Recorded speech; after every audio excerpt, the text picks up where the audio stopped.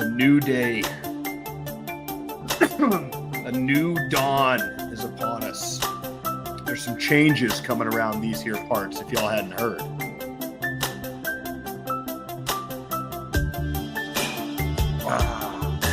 God, it's some good coffee. What kind of coffee you sipping on? This is just the HEB breakfast blend, but I've got this new Lion's Mane mushroom tincture that I was warned is very strong, and I was pretty adamant that, like, your boy's an animal, so it's not going to really do that much. I'll just put it in my mouth. And they're like, no, you have to mix it. The very large drink, because there's no way somebody can handle this. And I've been sticking my nose up at both my wife and whoever this vendor was, because I've just been munching this mushroom oil, no problem. And my brain is so sharp. Are you sharp? How sharp are you, baby? I'm so sharp. Sharp like a tiger. So sharp. I'm so very sharp. No, so we got some major changes, as I was alluding to while that music was playing. We got our first YouTube strike for being naughty boys. So you guys are going to hear the squeakiest, cleanest Against the Mob podcast you've ever heard in your life. I'm sure we won't cuss or say any racial pejoratives this entire episode. No slurs whatsoever. This is the new squeaky clean us. So we hope you guys enjoy your new lighthearted Sesame Street anti-governmental podcast. Yep. I think that we're going to do, because we've done such a great job at self-censoring so far. I think now that the pressure is actually on us, we will just do so good at on our efforts. Yeah. It makes me think back. I can remember it was one of those conversations as a young kid that I just kind of stuck in my head. And my dad was trying to tell me, maybe I got caught cussing myself after I came home playing with all the naughty kids at research that use naughty words. But he had a very serious conversation with me about not cursing, because these things are difficult once you get in the habit to ever get out of saying these curse words. And as I've in my mid-30s now, and I say the F word every other sentence, I'm seeing some validity to that argument. He's not wrong.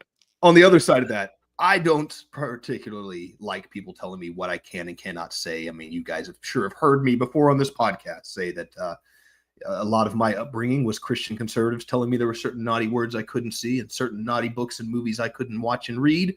And then as I got older and thought I was a lefty, all the leftists started doing the same thing. And I kind of come to this middle ground about how about nobody tells me what I'm allowed to say.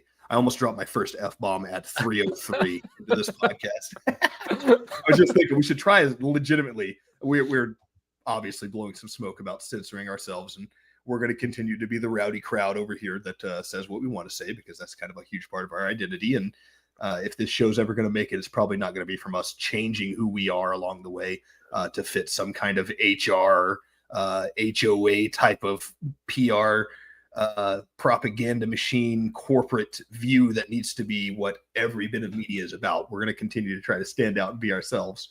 But I was thinking we should legitimately try to hold off as long as we can, and I just about messed up 5 minutes in.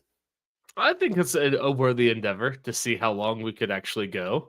I'm down for the challenge. We're talking politics today, so it's going to be difficult. We're going to get it is going to be difficult, and also on that note, it's like I will face the firing squad before I give up certain words. I'm just never going to not say, and it's probably the words that got us our last video taken down. I will die before the firing squad. It's like, you can't say that. It's like, I'm going to say it, and I'm actually going to call all of you guys this word right before you pull the trigger. I'm going to say it right when you get to 2 in the countdown. Yeah, just rub it in some. Yeah, so I think it's a worthy endeavor. So what are we doing today? So we're a week out from the election.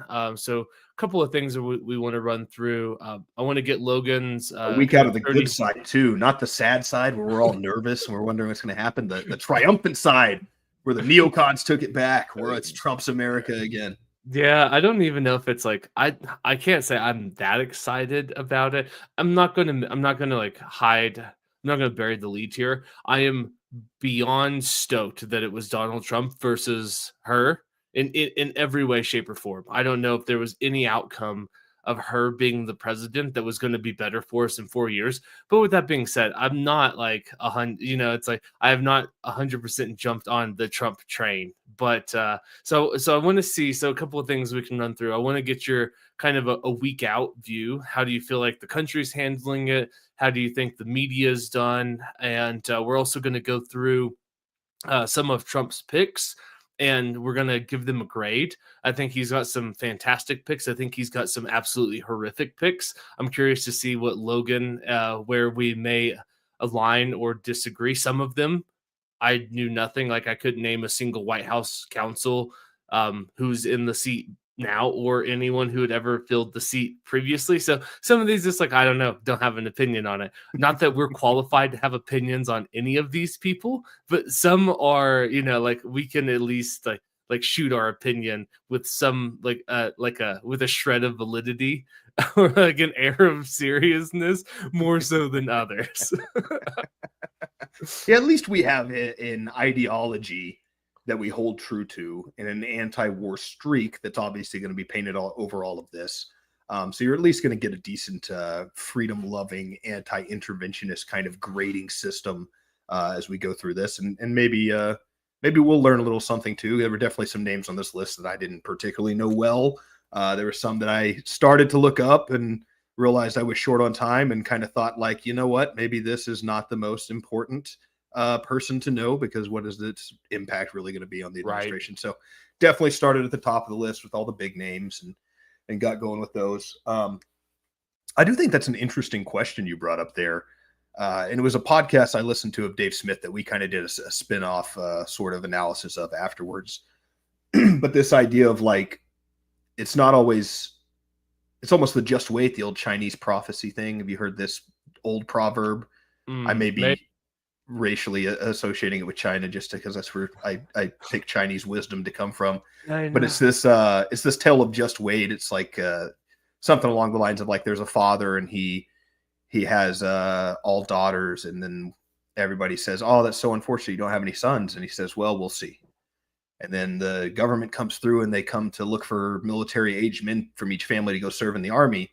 And he gets drafted as, somebody looks at him and says, "Well, you don't have any sons to go. That's great. You don't have to sacrifice a child." And he says, "We'll see."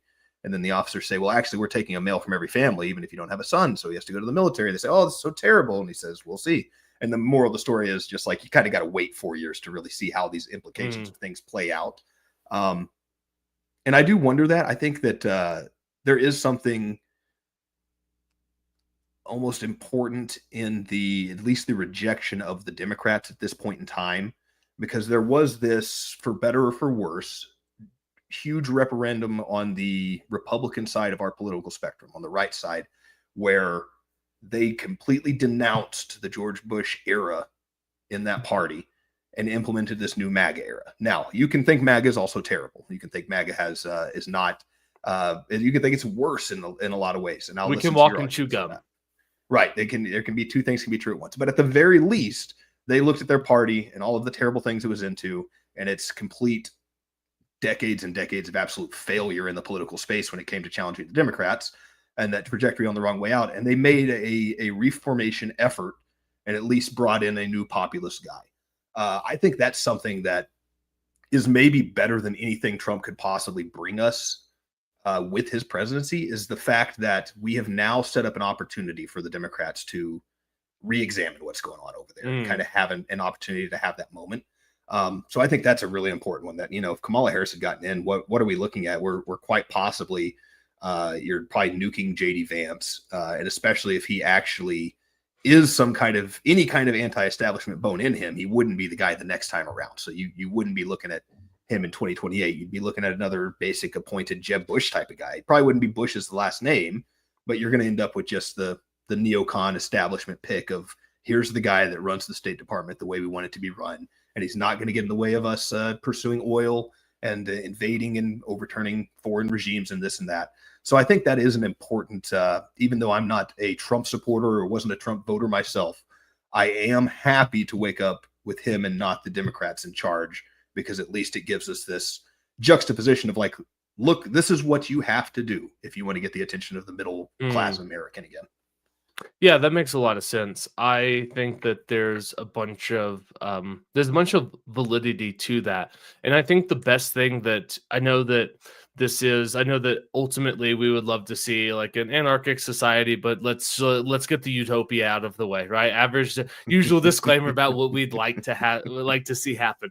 But in a world where you do have a two-party system and it is likely not going to change in the next decade, the best thing for this country would be revitalization of the left to where you actually get a new groundswell of grassroots movement where you start to get authentic candidates that are actually going to try to do the bidding of the people, because I would much rather go like if you're going to vote right in 2028, I would much rather go to the voting booth and try to decide like, okay, whose policies do I prefer? Right, which what is a vision of America that I would like to see, knowing that both of these people have massive appeal from from the average Yeah, person. how I think refreshing could that be that we have two candidates where the argument is which one is better, not which one is worse? exactly, and I think that hopefully, and I've softened my stance on last week where I came out like, nope, they're incapable of learning. I think that this one was so in their face that and of course there's going to be the people that do refuse to learn, but I think as a whole, and I think it's kind of been humorous to watch the media, especially liberal left leaning people, now all of a sudden have this oh, well, of course the Democrats lost. Yeah, and it's one of this like, that's not the And tune you guys were my saying last favorite, week. I mean, it was the night of the election. I heard him pundits on left leaning television going like, "Why didn't we have a primary?" You're like, "Yeah, no shit, guys." Yeah, right. Everybody else has been screaming about this since Kamala got in. And you Well guys have before. been complicit in silencing. And so, but watching some of these people actually talk on, some of these media figures having honest conversations about, well, maybe we screwed the pooch on this one. And maybe there's probably a large degree of CYA to it, but I think there's been some honest reflections by some people that are being like, man, we really missed the mark on this. And, maybe next time, instead of berating half the country and calling them racist and xenophobic and all of the other slurs that we can throw at them, maybe we should actually figure out why working class people overwhelmingly ran to Donald Trump and the Republican Party when 14, 15, 16 years ago, Democrats were the party of the working people and Republicans were the party of the rich elites. In 20 years, we've seen that flip. And I've seen some people doing some honest reflections on that. And like I love America and I want this country to be great. I love being here. I love going abroad. I love other places, but I don't ever want to live anywhere else but America. This place is great and I want to see this country be awesome. And so I would love to see a rejuvenation of the left the way that the MAGA movement reinvigorated the right, because in 2028 down the road, like that's a better America for all of us if we're arguing about policy positions and we're actually having intelligent conversations about what are the economic impacts of this policy versus this policy, and how do we really feel about decreasing the defense budget here but increasing it and like having some actual intelligent public policy conversations. I hope that is going to be one of the outcomes of a Trump win in this regard. I think you get another kind of additional benefit to that sort of behavior, in that when people start to examine that and they start looking at why is it that this politician maybe said all the right things about hope and change in Obama's example and then didn't actually accomplish any of that, the intellectual hurdles you have to go through to figure out who the good candidates are, at least the honest ones. You can be an honest bad candidate as well, but at least Absolutely. who is not bought, you have to follow the money.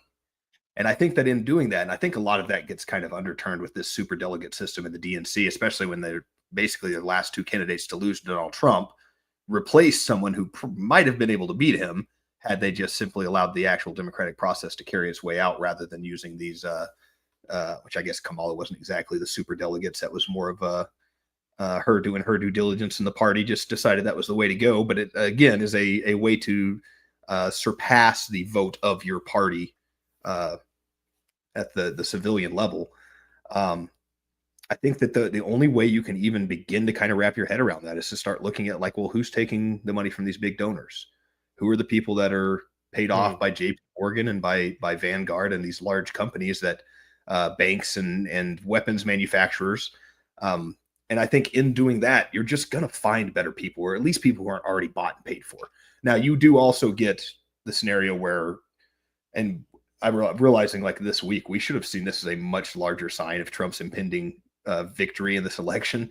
But all of these tech heads that were kind of posturing more towards neutral, and mm. some even cowtelling Zuckerberg basically coming out and giving some fodder to Trump and admitting to a lot of the interference from the governmental level, uh, that they can begin to adopt that money afterwards. So even a Donald Trump, like this is the second time around, he's expected to win. You saw that swelling of support come from that corporate level, and it always will come because they're going to pay off whoever they can.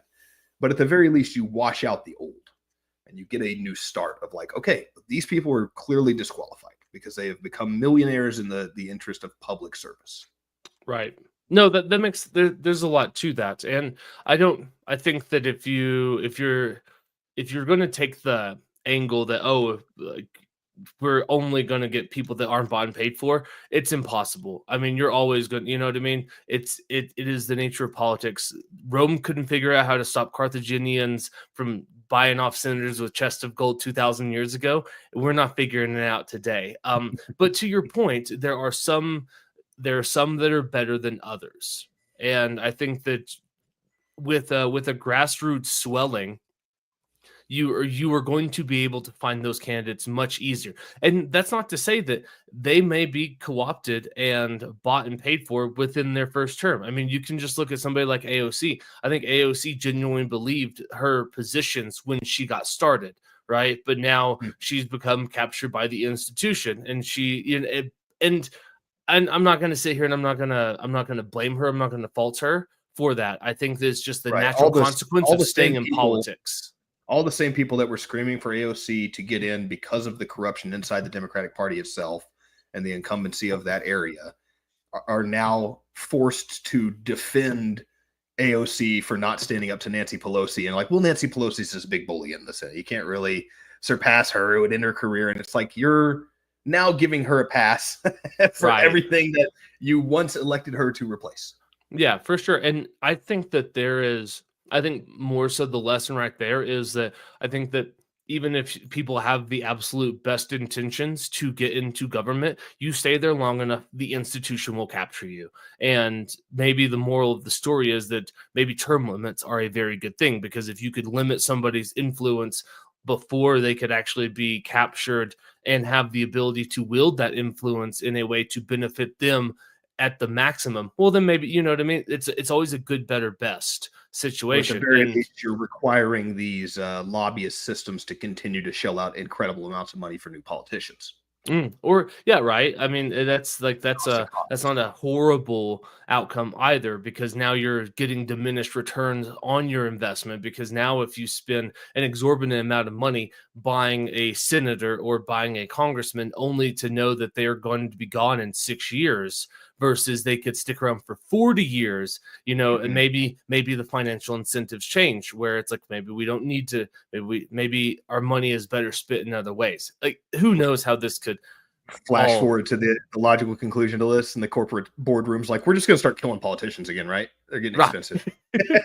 I mean, if you consider how expensive it is to buy somebody versus, I mean, bullets are cheap now. To get the organization and the personnel behind it to pull something off, I'm sure it's not a cheap endeavor, but also it's got to be way cheaper than millions and millions and millions of dollars. I'm sure you Somebody could get it done. I'm sure you could get it done for $500,000 in the right world. somebody just the other day was telling me, I believe it was Atlanta. They were talking about how bad Atlanta has gotten, and there's actually this crazy street where you can go down there, and there's a guy who provides hits for $3,600. And my knee-jerk reaction was, that sounds like entrapment to me, because there ain't That's no a way Fed. $3,600 is enough That's for a that's a Fed. That's who that is. That's a Fed. Do not be like, fooled. do not talk to that guy. Go spend a little more. There's certain things in life you don't want to skimp on, you know? Never. You want to you don't Never. skimp Yeah. on engine parts for your vehicle, and you don't skimp on Hitman prices. Just Absolutely not. Dude, expect to spend 5 figures minimum. I was gonna say, if your Hitman doesn't cost you at least $25,000 at a minimum, Yeah. it's like That was you the get a bad immediate deal. flashback I got was to some cop who did exactly that. And what they were saying was like, you wouldn't believe how stupid people are to think you can kill somebody for $10,000. Like, that doesn't exist. Like, yeah, Right? that sounds about right. Yeah, that doesn't make any sense. It's got to be at least 25K at the bare Sounds like minimum, you go and to expect a jail bad for a long job. You know what I mean? Expect Yeah, right. expect a not thorough job for your 25K.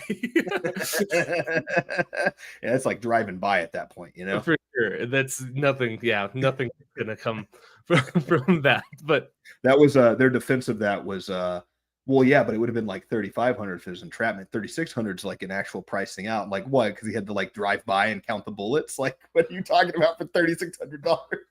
Well, gas at $4.25 a gallon, and he's on the other side you of know, town.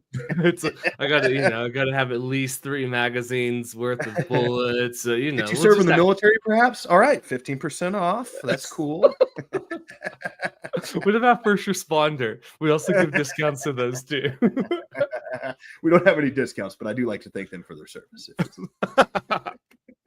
Yeah, that's a wild conversation.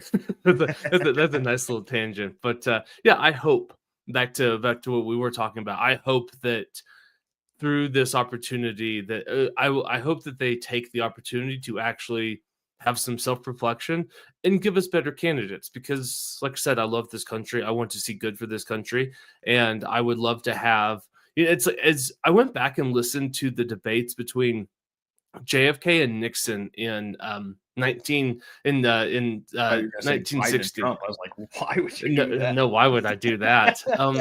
And it was so refreshingly boring, and how they talked about very specific policies, and how well, my candidate suggests that if the government steps in and does this, then these are going to be the pros of it, but I see that these are the cons of having more government involved in this particular section of the of our economy. It was the most boring but in-depth and intelligent conversation, and it makes me hope that we get past the Trump nanny boo boo, because that's what it is, right? Like, I'm hoping that the MAGA movement can survive past Trump, and people like JD Vance and Vivek Ramaswamy and Tulsi can actually like carry this momentum to turn it into something that's a little bit more substantive. Because I like, don't get me like, I am not you're not going to find a Trump flag in my house. You're not going to find I actually did have a Trump sticker, but it's on the PlayStation that Logan has now. But that's just a great sticker though. It is great. It's Trump with his tie flapping in the wind on the back of a scooter. And yeah, and he's got this little dude. That is such. I found that at what was that local smoke shop that was around the corner? Where is this at?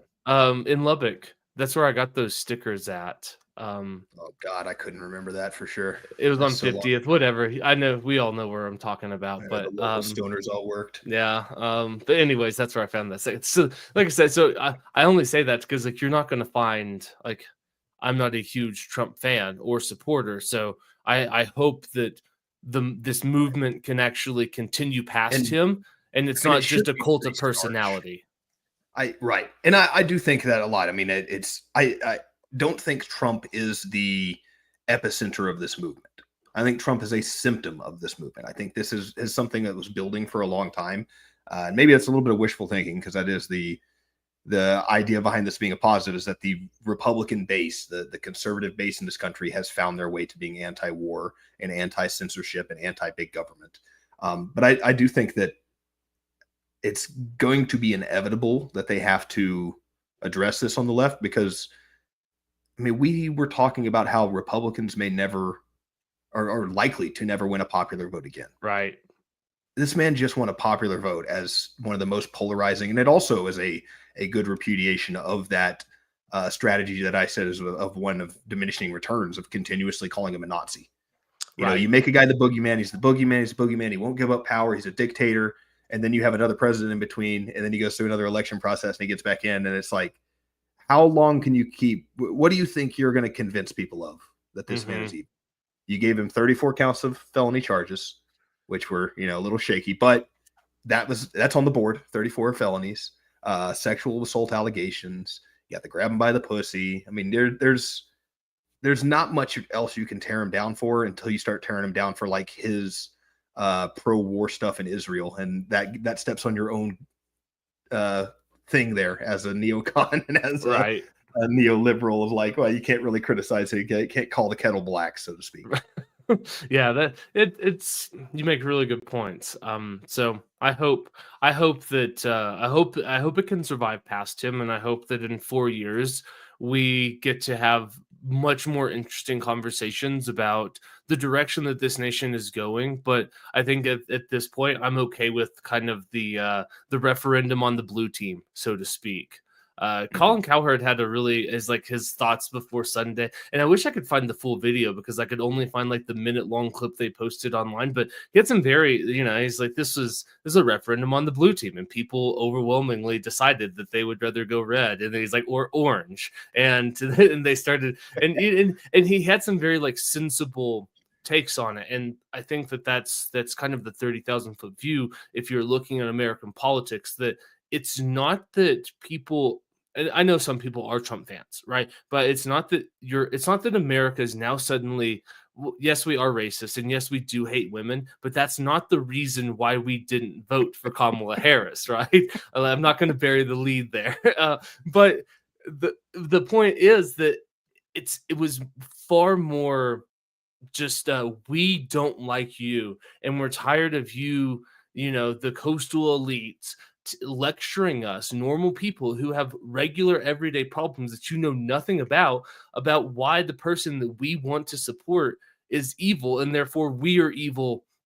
I think so many people woke up and was like, you know what? It's a giant middle finger to the establishment, and I like that. It's also back to that point of the diminishing return, like it's a one beat drum. It's you're evil.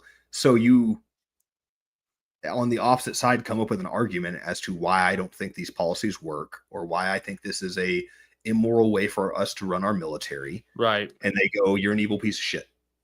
Mm-hmm. And so that to me is like, well, they didn't have anything to argue with me about. And it just, how many people heard me say that and go, wait, that was actually a good point.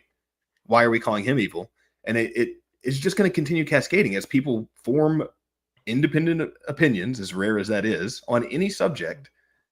Once they see the way you're behaving and everything's evil they disagree with, and it's like, well, wait, I found this one thing, and it's just a cascading effect. You're going to then start looking into everything else and going like, oh, they're completely dishonest on this side. They're just calling everybody Nazis who disagrees with them, and they're trying to shove down a lot of questionable stuff and a lot of completely amoral stuff when it comes to foreign policy, in my mind. Yeah, absolutely. And I will say, because I know I've said this 100 times, but I listen to Smerconish and Dan Abrams every day, and I value listening to that show because it does give you an insight into what the self-prescribed or self-described moderate American in terms of somebody that like has enough interest in politics to call into a political show. Like, it's a very interesting subset of Americans that describe themselves as moderate, and they might lean left or they might lean right. And the last week has been really insightful, I think, for a lot of people. It's interesting to me, not so insightful, but just interesting. But I think a lot of people have had their eyes open, where regular people call in and say, like, this is why I voted for Trump. And they start giving very reasonable they start giving a list of like reasonable perspectives. There's one guy that called in from North Carolina. He's like, look, I was like, I'm a diehard Democrat. I ran for like the state Congress as a Democrat in this area. And he goes, what switched me to Trump is how the federal government mismanaged the North Carolina disaster. And then something that caught me off guard, because I knew that it was like a big issue, but I didn't realize how big it was the trans like athletes issue. He's like, I went to a local volleyball game where some girl got a concussion from a dude who spiked the volleyball into her head, and he was like, that entire gym turned red that night. Where he's like, he's like, I know my neighbors and everybody that was at that volleyball game was like, all right, well, we're voting for Trump, because if the Democrats think that this is okay for a dude to play chick volleyball, it's like, well, I guess we're going red. And it was really interesting to hear. I like the image of like 2,000 people collectively at a high school volleyball game watching this girl get knocked out and being like, oh my God, they were lying about Russian collusion. Holy shit. Right. Oh, like, what else are they wrong about? And maybe that's what it takes, right? Maybe it's always something, right? Because like you and I we didn't go down, I'd like to say, our white pilling of liberty. It could be a black pill as well. It depends on which way you want to look at it. But yeah, but it's like we didn't just wake up one day. There's always some sort of, there's always some massive event or a triggering event that makes you go, huh. Well, if they're wrong about this, then what else could they be wrong about? And this guy was saying is like, for everybody in my community, it was watching a volleyball game where it's like, oh, they've been telling us that, oh, it's not a problem and it's okay for boys to play girls sports. And it's like, well, what else are they wrong about? Becky scored that point and went, like, holy shit. I'm a strong woman. Strong woman. But yeah, but hey, it a lot of is times interesting. that. I mean, it's to be re-educated. That sounds like a negative term, but to change your views on things like that, it either happens because it's right in your face and there's like a pivotal moment, or it takes a long period of time of like you listening to new voices. That's something I try to, because that was kind of, I guess, my story into getting into libertarianism, is I heard Dave Smith one day talking on a podcast, some political podcast, and I was like, who's that? That guy made a lot of sense. It's really interesting. And I kind of just completely, over the next 2 years of listening to Dave Smith, just every time, like, I can't find anything that this guy's wrong about. Right. And eventually you get to a point of like, okay, this is some solid line of thinking. I've read all the books that he's recommended, and I can't find the logical fallacies in them. It seems correct to me. But it's also why I take the time all the time to like I've been looking for a new honest leftist podcast, because Jimmy Dore's kind of come back to the center. And that used to be my like reach out to the left. And I still listen to Jimmy Dore all the time. I think he's great, but he's definitely no longer not the lefty. Yeah, he's no not longer the lefty that we were listening to 4 years ago. Card-holding lefty, right? Exactly. He's kind of come to the middle, and I want to hear these other. And part of that is selfish to sound like I know what the hell I'm talking about when I run into these arguments. But yeah, I'm a huge believer in that. You have to understand the other side's argument in order to like have the right for your rebuttal. We have too much of like you have to be able to argue. Yeah, and it's not even understand. Like, you should be able to argue the other side's opinion. And and sometimes like I'll find myself in discussions with people that lean left, and I can make better arguments about what they believe than they can. And it's like, well, wait a minute. It's like, I just made a better argument for something that you're super passionate about. So how much do you actually even know about it? Because I don't even believe it. I think this idea is shit, but at least I could. Well, we made it 33 minutes before we cursed. Oh, I forgot about that. I was just going on my new lifestyle. I guess I've already habitualized not cursing. So I actually about 20 minutes in was like, I wonder how many times we've cursed already and didn't notice. I actually think we've done a good job, but hopefully there's at least one person laughing at us like, you guys were dropping F-bombs 20 minutes ago. What are you talking about? All right, you got me off track. What were we just talking about there? I was just more saying that, like, about why people the last week has been really interesting. The voices and opinions and perspectives that have come out about that it's not just Orange Man bad. It was really just a referendum on the Democratic Party and kind of the big tent that they had cast, because all of this exit poll data is so interesting. It's like, if you thought that Latino and Black men were down with this stuff, it's like, clearly you don't know any of them, because they are some of the most hateful, homophobic people that I know. I mean, if you wanted to project out the support that Kamala Harris was going to have from black men, just look at the black men's dating records. They clearly do not like black women. It is pretty obvious correlative data here, right? Huh. You're supposed to laugh more at that one. So that one like hit a little close to home, sir. Because... That's why. Okay. Yeah, I called Matt out there. That was well, it's because, like I said, it's like, yes, we do hate black women, but that's not why we didn't vote for her. All right. And I'll say it a million times. I'll say it a million more. A bit of tongue in cheek. Was there, all right, you had a couple questions you asked before we got going that you said you wanted to answer. Did you have anything we didn't get to before we start talking appointments here? No, it's just kind of like, how do you, this kind of the country, how do we feel about it 2 weeks out? Yeah, I guess maybe that's the one other thing I want to add to it is, and especially with all the conservatives that were crying about censorship from the left and the use of the state, there's certainly a decent subset of right-wing people who now are like, good, let's put them all in jail. Let's go ahead and do this Project 2025 thing. Sounds pretty good to me. Let's get the powers as rounded up. And this is that moment, guys. If you're on the right and you won this election in your mind, this is the only time to get off the treadmill. You can't get off the treadmill when the lefties have charge of it.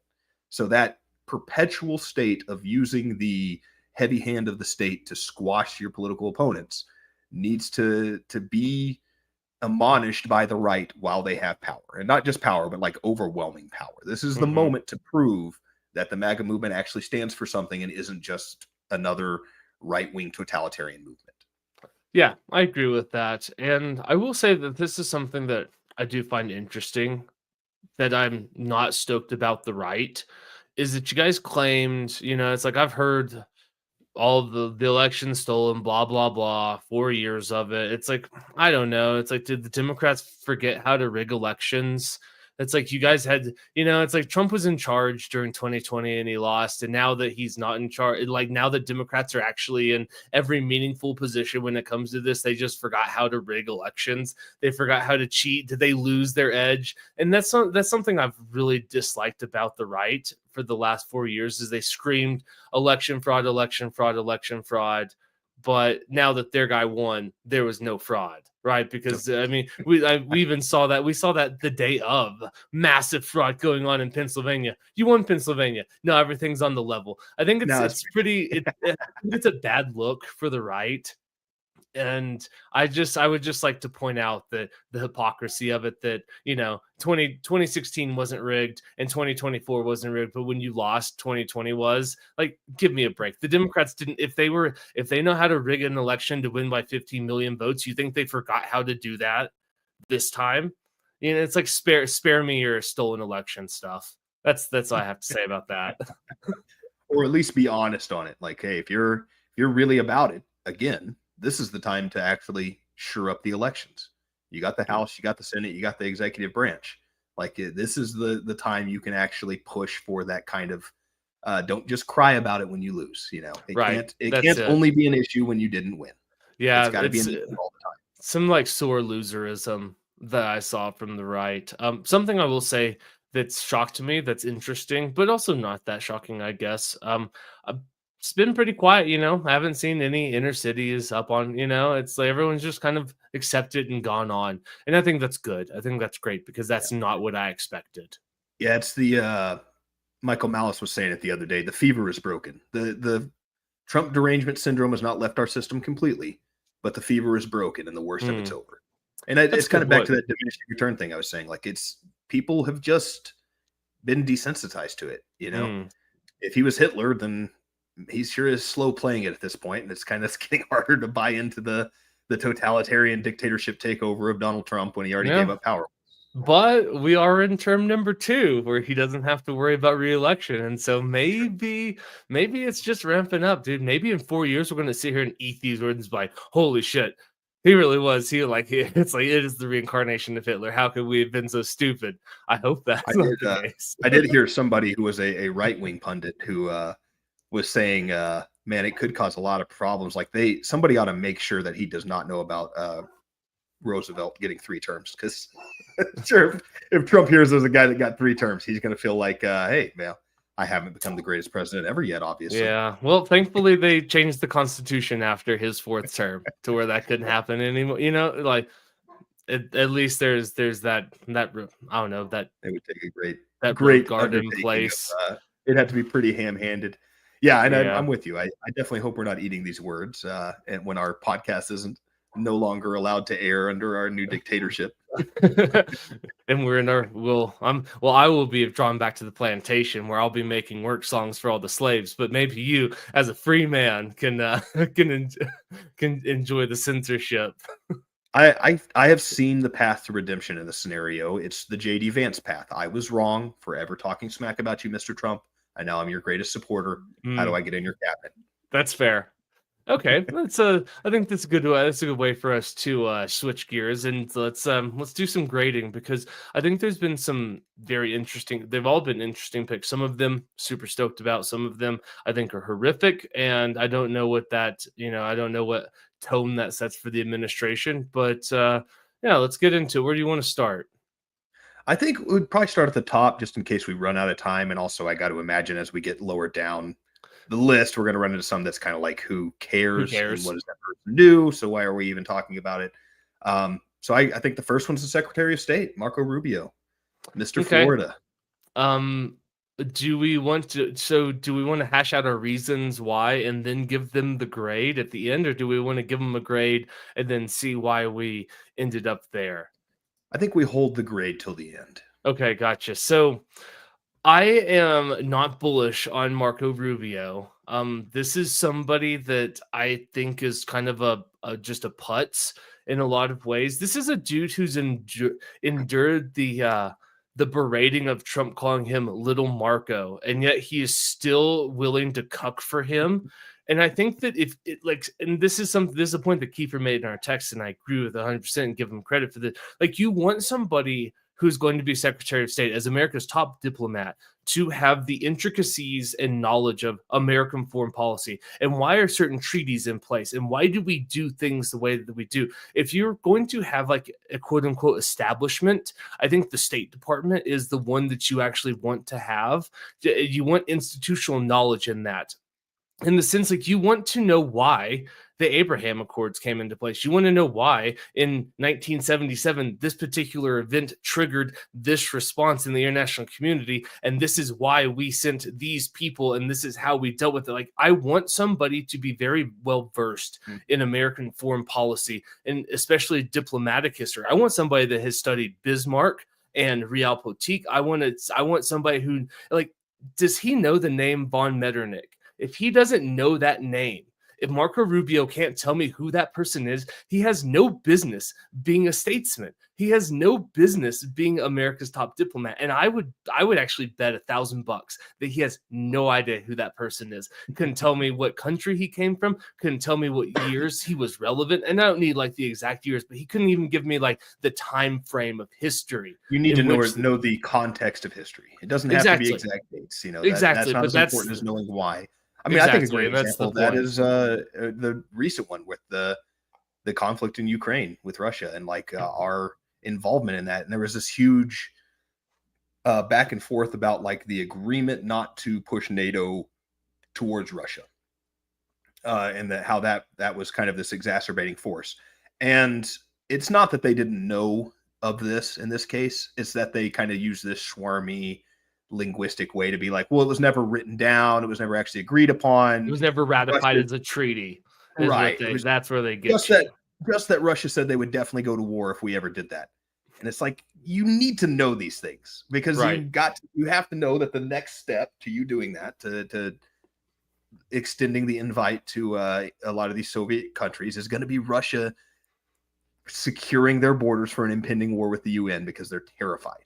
Absolutely. They're scared shitless of it.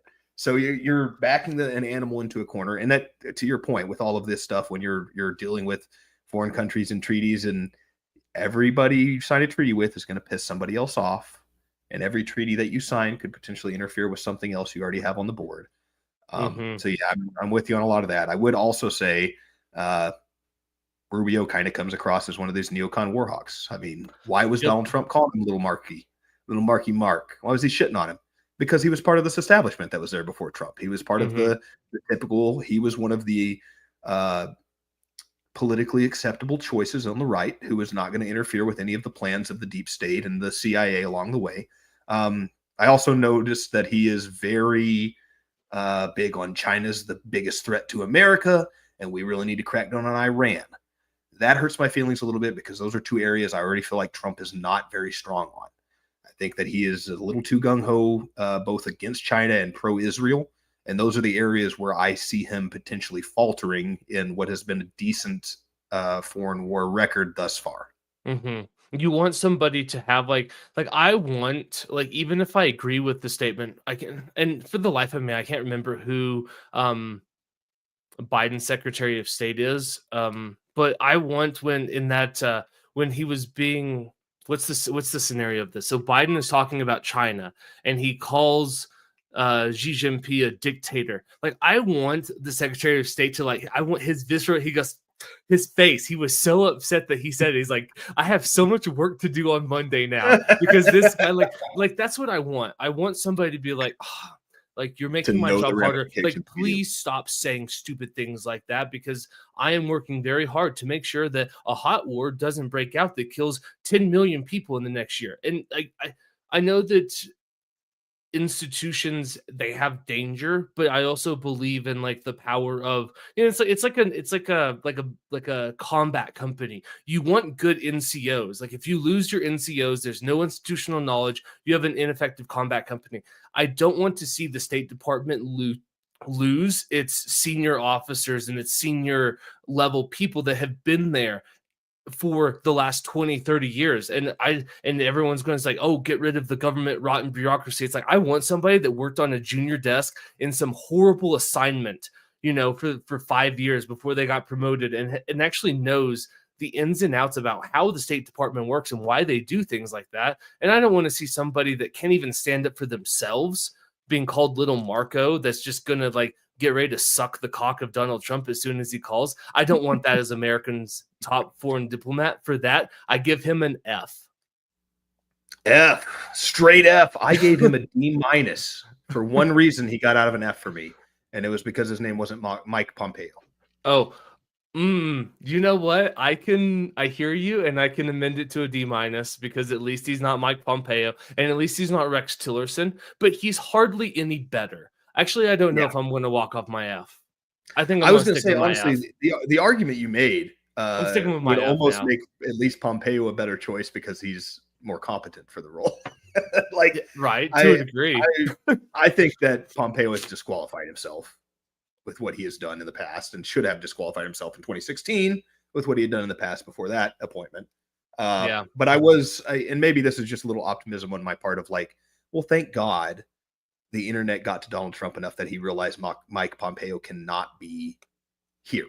Now, I wish I heard a theory that they were, because these were getting leaked before they were officially announced, that this is actually to get reactions. That this is, and there were several, is it the State Department doing it to try to undercut him? Is it him doing it? But one of the theories was that Trump is leaking them intentionally in order to get the reaction from the populace and decide who gets to stay and doesn't stay. And as I was listening to this, I got the alert that it was in fact confirmed Marco Rubio. So I was like, well, missed that one. Didn't read the tea leaves. Yeah, it's an interesting theory. But yeah, I don't know. I'm very disappointed with that one. Yeah, I think he sucks for this job. I think that it's nothing more than just a loyalist appointment, and I'm not down with that. And I couldn't offer you a valid alternative because I don't know who is an acceptable choice to Trump, right? So it's like, as president of the United States, you deserve to have a loyal cabinet to do your bidding. That part I have no trouble with. That's the whole point of winning, is to surround yourself with people that you want to implement your policies with. That part I'm fine with. But just there's some, like, the loyalist appointment to, like, oh, well, you are actually willing to kiss the ring, so now you get to be Secretary of State. I hate that because Marco Rubio has no business being around. Like that is my litmus test. If he can tell me who Metternich is, then I could at least give him just a smidge of props. But my guess is that there's probably a huge chunk of people that had no idea, and that's fine because you're not I like Secretary of State. I like the idea that he could be like rattle off a perfect answer for you, and you're like, all right, I'm changing it to an A plus then. It's Well, pretty good. if he was like, oh, well, this is how, and it's like, and this is I like, guess if that he could doesn't give tell you an me, aid in your defense. You're just saying what disqualifies you from being able to do this. But if he could tell me who he is and the power struggles that he was trying to orchestrate and which empires, like if he could actually give me like a summary of who this person is and the good that he did and the areas that he fell short in, I think that's fantastic, because if you can tell me this, then you at least know enough about diplomatic history that you're not an abject moron. Yeah. The basics when it comes to diplomatic history. And if you don't know who that is, that's fine, because you're not up for Secretary of State. You know what I mean? Like there's it's like I'm not Have trying to fun make anybody feel stupid because you don't know who this person is. That is completely fine, because you are not trying to be America's top diplomat. Right. I will say that I found two themes throughout almost everybody in these cabinets that I thought was rather interesting. The first one is what you just mentioned, the kissing of the ring, the genuflecting. You have to be a Trump loyalist, it seems like. And it would be nice. And to your point, I get it. It's not like he's going to put a bunch of traditional, and nobody wants him to put a bunch of traditional neocons in there, because that's a horrible choice. And that's the main reason his biggest supporters say he wasn't successful in 2016, if they're willing to say that.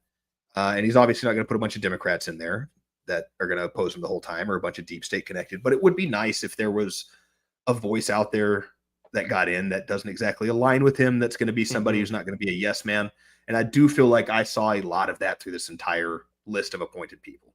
It's a lot of people who are already on the Donald Trump train, and they're happy to say yes to whatever he wants to do. The second one I noticed is the anti-woke thing. There's a lot of opposing of gay marriage on this list of appointees, which is not my favorite flavor. Again, I get why he's doing it, because it was essentially his campaign was the anti-woke thing. So I get why these are now the people that are getting put in place. But I do feel, for better or for worse, that is one of the common themes through it. And I don't feel like that's necessarily something that serves us tremendously well. I'm all for anti-woke, but specifically the anti-LGBT stuff is like, can we just let people live their fucking Like, who lives? cares? You know what I mean? Who actually cares? I've heard it put this way, and I think it's the best way you can summarize it. There's nothing gayer than a man can do than worry about what another man does with his penis. It's That's like really good. that is like the gayest thing that you could ever do. It's like, worry about what somebody else is doing. They're gonna tell you, like, it's none of your business. And why do you spend a shred of energy? Like, and here's the thing, is like, I don't want to see that out on the street, but guess what? I don't want to see a heterosexual couple having sex on the street. You know what I mean? Like, I don't want to see anybody doing anything of that nature out on the street. They keep it in the bedroom where it belongs. And so, yeah, the whole anti-LGBT, who cares? Yeah, just let it be. I don't. That's a weird hill to die on. Okay. Anyways, moving on. I don't know. This is a less forward-facing role, but I do think it's interesting. What grade do you give Susie Wiles? That was one of the ones I know very little about. I do like that Trump gets to do the trolling thing, where his first female chief of staff is under Donald Trump. I think that's Right. that's just a step below Donald Trump deciding he's a female, being the first female president, of kind of like hilarity of it's always nice to see those types of thumb in the eye of the, like, oh, you guys are so progressive, and the Nazi Hitlerian character is the one that allowed the first woman to rise to this Actually, position. yeah, be the first chief of staff. Yeah. Right. Outside of that, I've heard a little bit that people are kind of skeptical of her capability to run this position, but I really don't. I think it's kind of one of those small fries things, which, to be fair, could be vaulted at quite a few people that he's appointed, because he is grabbing these loyalists. He's grabbing his Fox and Friends guys. There's certain characters in this that are like, why is that person the one that's in charge of this after they were just a Trump supporter for the last 4 years? Okay. Yeah, that's fair. I don't feel the same way about her. I actually give him an A on this pick, because she is a formidable behind the scenes bulldog, and that's what you want as a chief of staff. I mean, the entire purpose of the chief of staff is to manage all of the people around the president, and she's done that. Like she helped him in the 2016 campaign, she helped him in the 2020 campaign, helped him. She was like a big foundational piece of the 2024 campaign, and she was kind of one of these behind the scenes people that you really never, like, unless you were very, very deep in the political happenings of the campaigns, you would never hear her name.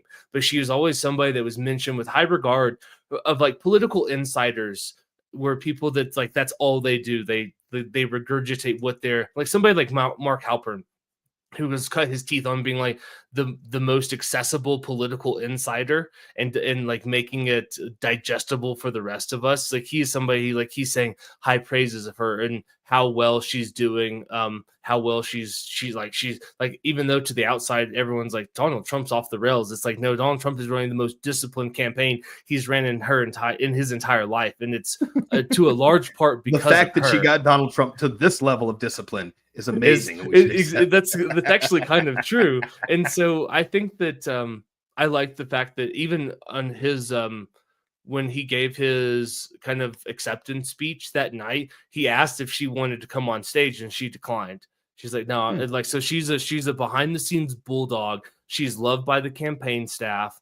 And I think she's a great pick, because that's what you want. Like, you don't, like, your chief of staff is not supposed to be a high profile, you know what I mean? Like, the chief of staff's job is to put out fires, and you should never know they exist. And I think she is, she's a great person for this job. So I give him an A in that one. That's a good endorsement. I did not give a letter grade on this one because I didn't feel I knew enough to feel any particular way. That does make a lot of sense, though, what you said there. She's kind of worked behind the scenes and primarily in essentially Trump's campaign cabinet, not his presidential cabinet, doing very close to what the same job would be.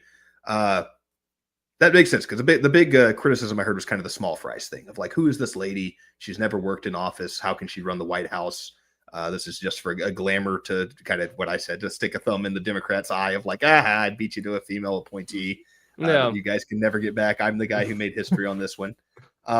But yeah, that sounds very encouraging. I'm glad to hear that you hold her in high regard. I wish I knew a little more, and I guess I will learn more about her as we go along. Yeah, and we'll find out, right? Because I mean, chief of staff is it's a job that has a lot of turnover, and because they're easy scapegoats, right? Like, you're not supposed to know who the chief of staff is. They're supposed to put out fires, and so when you can't put out a fire and it becomes a thing, the chief of staff is often the head that it falls on. But I mean, she worked on the Trump campaign. They're like defensive coordinators in the NFL. When things are going bad, you just fire a D coordinator, and right. That was the problem. Or Robert Saleh, if you're the best, you know what I mean? It's one of those positions. Well, that's where he went wrong. He didn't fire his defensive coordinator quick enough. No, you might be onto something there, but it's like, but she had worked on the Trump campaigns, but she also worked on DeSantis's campaign when he was losing that campaign. Like, he was down in the polls. He was before she took over, and she helped, sell him to a victory. And so she's a very competent and capable person. And so, I mean, if you're going to have anybody that's going to try to manage the zoo that is going to be the White House, better a zookeeper that's already been there for the last 8 years, 12 years than a new zookeeper. Like, she knows she knows the time and place that the monkeys like to throw poop. She knows what time the zebras have to be fed. She knows that if you don't put the lions in their respective pens by this time, then they turn into gremlins and they get out, and you know what I mean? Like, she knows all of those ins and outs. And so I'm hopeful in that pick. Well, very encouraging there. All right, let's do Attorney General Matt Plastic Face Gaetz next. Well, I spoke most on the last one. You want to take that? You want to take? Well, I was pausing for a laugh because I thought that was a better joke than it was. Oh, but fair enough. I'll move on. I'll just do political analysis or whatever. I find it encouraging that Matt Gaetz has had a lot of run-ins with the DOJ coming up to this. I think this is one of the areas where we really need some reform and some return to not being weaponizing it towards our political opponents. That was one thing that Trump specifically said that Matt Gaetz will be in charge of, is ending the weaponization of government towards political opponents. I am a little skeptical on Gaetz' actual desire to do that, rather than to simply reappropriate it for the right-wing side of prosecuting fellow politicians who don't agree with you. Like I said, I do think it's encouraging that he's been in the crosshairs of the DOJ in the past, that he's had to go in front of Congress and be prosecuted for for bullshit, essentially, that the DOJ was lofting out there.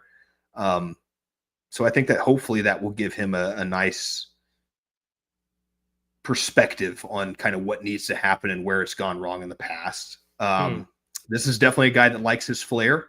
The plastic face joke I made there to kind of point at, maybe this is a personal aside, but I don't know. I just don't like men getting plastic surgery. I don't love women getting plastic surgery. Agreed. But when guys start getting plastic surgery, I'm just like, what are you doing? That's not how you get attractive as a man. You lift heavy things until you're bigger than the other gorillas. That's how you get attractive as a man. Why are you doing plastic surgery, lady stuff? I think that in general, plastic surgery just kind of makes me nervous, especially large amounts of plastic surgery where you completely alter the way your face is shaped. Like, shows some level of instability in your own psyche that makes me nervous of you being a governmental leader. That you're that vain that you can't even age with like grace. I think that's what it screams to me. And especially this one, not an old guy either to be. No, he's in his like 40s. There's no reason. He didn't look old when he started doing it. No, he didn't. There's no reason. And it's like, yeah, I'm very skeptical of that just as a personal. It's one of those things that's like, I won't say any names, but there's somebody that the very first time I met them, turns out that I would not like them down the road. But the very first time I met them, they were wearing carpenter jeans and an oversized sports coat. And I was like, I cannot trust this person simply by the way they dress. Right? It's like, I don't know anything about this human being, but I instantly am skeptical and I cannot trust you because any respectable man would not dress that way. It's like if you have self-respecting people do not walk out in public like this. And so if this is your dressing up for public, I can't trust you. And it turned out to be a correct assumption. Happen to be famous and going to some kind of fashion event or a football player showing up for a game, you get a pass, but just to be walking around the downtown bar looking like that is I'm with you. It makes me go like, what is your rationale? What are you thinking on a daily basis? What's possibly going through your head? Like, do you not have a support system around you to tell you that looks bad? Like, you know what I mean? That it raises a lot of questions. So let's see. So what grade do you give Mr. Gates? And then I can go. I did want to say we do also maybe his greatest shining moment was the hard drive moment with Hunter Biden. You remember this? He was a big proponent of it. That was like, this isn't fake news. This isn't Russian information. Like, we have the hard drive. It's real. It's verified. I'll give him credit for that. And specifically the moment where he is asking I think it was the FBI director, where's this hard drive at? And they were kind of doing the like, well, we don't really have access to any copies of the hard drive, and he pulled the hard drive out. Who knows if it actually wasn't the hard drive, but it's like, I got it right here. It's for you guys. So that was a moment where I was like, all right, I don't know who this Gates guy is, but that's good a political theater. That's good. It's definitely good political theater. Good political theater. So for that reason, I gave him a C+. C+, okay. C+. I don't hate the guy, but I'm very skeptical of him. I do think that he is I don't know that he's like morally above using the DOJ as a weaponized political tool. But I do think that he at least has the incentive base going into it to lessen its what's the word I'm looking for? It's frequency of doing so, and that at least he's kind of been on the wrong side of that in the past. But yeah, I don't fully trust him.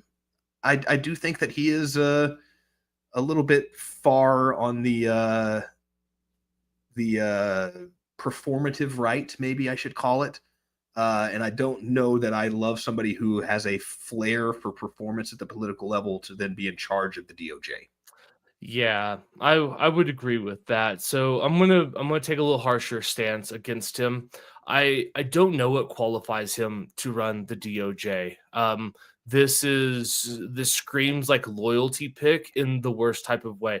And you can say what you want about Merrick Garland, right? And so like you can levy like some very valid accusations against him, right? If you were going to charge Donald Trump, you should have done it in 2021 and not waited until 2023. You know what I mean? Like there are things that you can accuse Merrick Garland of.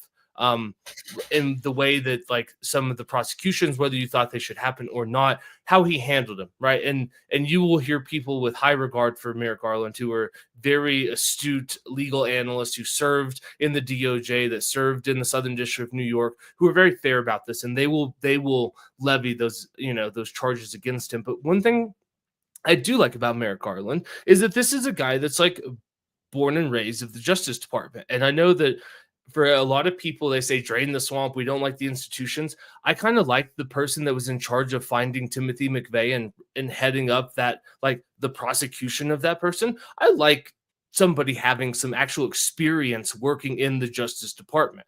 Now, you can say what you want about the institution, blah, blah, blah. I like institutional knowledge to some degree. I'd like to have like a prosecutor that knows how to, that's actually worked there and knows how the DOJ works, because the same with the State Department. What I don't want to happen is you have a sycophant roll in there, destroy morale. You get resignations of anybody that's important, right? Maybe there's this small line of like the bureaucrat class that we don't like, that's actually doing a good job and is actually stopping it from getting a lot worse. And they're at their 25 years, they're at their 30 years, they're 20 years. And they say, screw it. If Matt Gaetz is going to be in charge and this is how he's going to run the Justice Department, I'm gone. And now all of a sudden you start to see these ranks that were filled with competent people.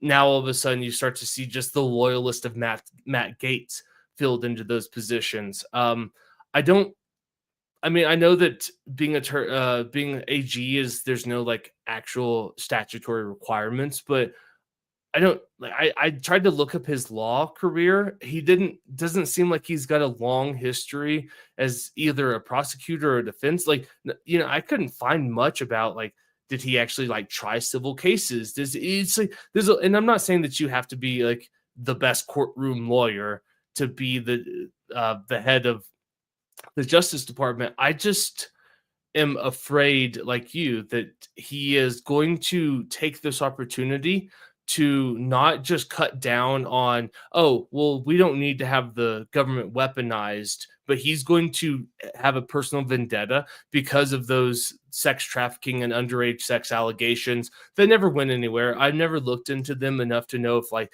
were they valid, but they just couldn't prove it? Was it all political? I don't know. But I think that putting somebody like him that's as vindictive and as nasty as he has been in charge of the Justice of the Department of Justice is it's not a good thing. And so I have all these qualifiers, right? It's like, do I love the FBI being so wideswept and spying on all of Americans? Absolutely not. Do I want to see the FBI utterly dismantled to where they can't go after actual crimes of human trafficking, actual crimes of people that need, you know what I mean, to actually dedicate resources and energy where it needs to be? Like, I don't want to see the FBI gutted so deeply that it's now ineffective in every single way.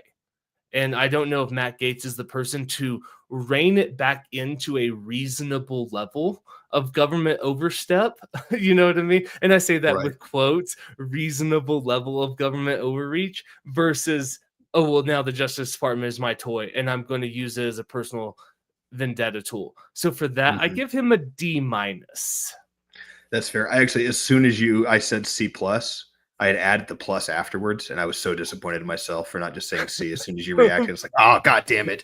Oh, he's going to clown on me for liking him too much. No, I'm not clowning on you, because I think that like you took an optimistic approach, and I like that. I'm just afraid of morale, of him like going in and tearing down morale so badly that I will give you, he is a crass individual when he's trying to, especially at least in front of a camera when politics are involved. He is pretty crass about, or snide maybe is a better word. He's got a little bit of that make people angry at him kind of quality.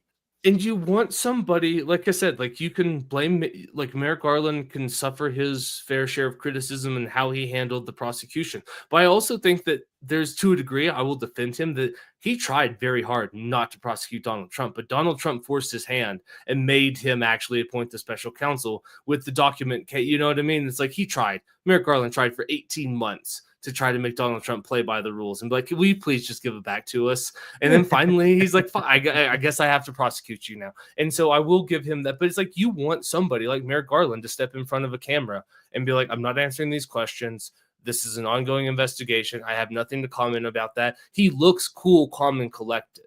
He looks like he should be in charge of the Department of Justice. Matt Gaetz does not. Matt Gaetz is going to have some. Like you put the Kindle in the microwave for 12 seconds, and just a little too long, and it started to melt. And it's like Matt Gaetz. He has like Baker Mayfield at the podium when he was in Cleveland energy, picking fights that are unnecessary. Like that's like that's kind of the vibe he gives me.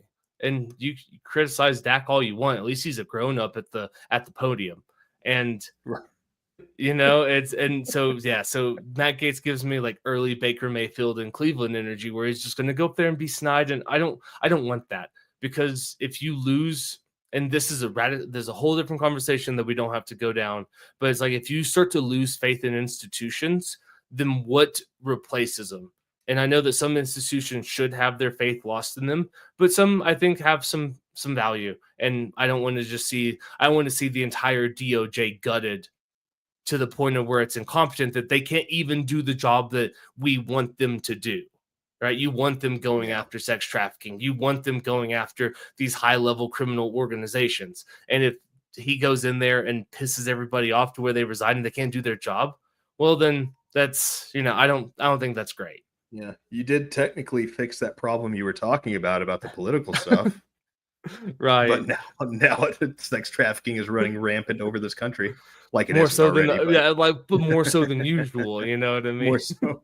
Oh, it could get worse, I guess. Huh? That's interesting. How about your girl Kristi Noem, our new Homeland Security Secretary? All right. The old dog. I'm just gonna, since I've got my curmudgeon hat on, I'm just gonna keep on letting it fire, dude. I have no idea why she was picked for this, outside of just like a loyalty pick. Like, if you, and there, it's the same thing with like Metternich and Marco Rubio. If you don't have the judgment to put in your autobiography that you shot your dog, that you didn't take the time to properly train, and you shot a goat. Like, if you don't have the judgment not to put that in your book, well, how can I don't trust want to be you? inhumane towards the dog, so you shoot the goat first to make sure you got an appropriate caliber. It's like, well, if that was her reasoning, then at least that would be like somewhat redeemable. It's a bad reason, but a reason. It's a reason, and like, if you don't have the judgment not, it's to a put reason that could have been replaced with a Google search, but it is a reason. Anything. I mean, anything. You could have just also not written about it. And it's like, if not you shot your dog. Especially like a dog that you didn't train properly, and you're surprised that the bird dog all of a sudden got into the neighbor's chicken coop. It's like, you were a bad dog owner, and that's the reason that you shot the dog. It's not because it was the dog's fault. It's like, you didn't take the time to properly train the dog. Yeah, it's the classic. I don't know why my dog that was bred for a specific working and or hunting task did exactly that task and is really hyper all the time. I just like, don't it's literally genetically engineered to do that. Right. And so if she doesn't have the if she is not smart enough to understand that, why is she in charge? Why is she going to be in charge of, and maybe this is Donald Trump like hedging his bet with putting Homan as like the border czar, so it takes away that responsibility from Kristi Noem. Maybe, but it's a horrible pick. She's unimpressive. And I will give her kudos. Cool. You are the governor of a state that cannot be easy to do. I know people that ran for governor in the state. It's, you know what I mean? And I'm not knocking her for her political acumen. You've been elected to Congress. You've become governor of your state. You won with the largest margin your state's history has ever seen. That's not for nothing.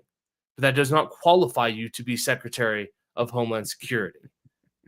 That was pretty similar to exactly what I put down. I got an F, strong F. Sorry, I stepped on your F. No, that's okay. She gets an F. So my first note was, okay, now we're getting to the classic snow bunnies that Trump is really into. Got a hot white chick up there. Shot the dogs on my list with an exclamation point. And then my next note was, what does a hick from South Dakota know about Homeland Security? Which is kind of what you're saying. It's like, what have you done to this point that would qualify you for this job? That would allow any kind of like credence of respect or confidence from the people that you're going to do an awesome job on this. And that my last note was like, yeah, it seems like a complete loyalist pick. This is just a chick that has Trump's corner, and it was time to pay her off. So here's this. I didn't even think about the what is the Homan, the border czar, actual security. Yeah, Homan. That's a really good point about that. That perhaps that's the thinking behind this is like, hey, I'm going to bury her behind a somebody I see as massively competent, so that it doesn't matter that she's completely incompetent in this job. I did, however, give her a D minus because again, she's pretty cute. So fair enough. Looks got to count for something. You know, I mean, the data's out there, dude. Ugly people do not do well in this world. So I missed my tag note with my D minus was sure she's cute, but she just gave a crazy bitch to the train. Gave a crazy bitch your house keys. That's actually that's a really good analogy. And the same kind of thing about like Merrick Garland. Like, you can say what you want about Mayorkas, and he is flawed. You know what I mean? I'm sure. I bet a lot of that stuff he was just following his orders. I'm sure a lot of that stuff. Like, I'm just doing the bidding of Joe Biden and Kamala Harris. Like, but at least he had some experience in that role, right? This is somebody that had been involved with the Department of Homeland Security, that had been involved with government organizations trying to get aid to it's like, this is somebody that's been in the institution that actually knows how it works a little bit. Has lots of faults. Say that too. I'm not hating on him in that, it's like, I'm not trying to cover up for him in that regard, but at least he knows why we build the ship this way versus Kristi Noem's just like, well, I don't like, why is that cell's ugly? We should take that down. It's like, why is that big pole in the middle of it's like, that's actually that's the center mast. Well, it's ugly and it's in the way, so take it down. Yeah, I guess my only other note I didn't mention on there was that it seems like she's pretty hawkish on immigration, and that's probably why she got the job. She's very, there feels like there's a little bit of an overcorrection now. And a lot of the conservative side that wants to defend Trump, from what I've heard, has been like, well, look, he's playing this 4D chess. He knows that deporting every illegal in this country is such an overwhelming financial task that it can't happen. So he's not going to be as crazy about deporting people as you guys are all worried about on the left. And kind of the same thing with the wall. Like, it's just the bureaucratic nightmare of building said wall along all of this publicly or privately owned land that you have to get permission or completely trample their rights and build a fence over it. Right. And just with the geographical issues of building a wall like that, like, it's just, there's probably not going to be a wall. There might be sections of walls. There might be portions that we've blockaded, but like a single standing Great Wall of China is probably not destined for our southern border. And that's kind of the defense that they use. But the task being overwhelming and maybe not being financially or physically possible doesn't stop a crazy person from doing a lot of damage on the way in pursuit of that goal. It does not. Yeah. I don't love this pick at all. It sounds like neither one of us do. I mean, I gave her a D minus, and only because she had some cute blue eyes on her. Yeah, that's fair. I mean, she's pretty. But let's can we take a 2-minute break? And then I could use a pee break. And we could get back to, then we can come back to Mr. Hegseth as SecDef and get into the cannon fodder that's that. In the meantime, let me find some nice. Oh, here we go.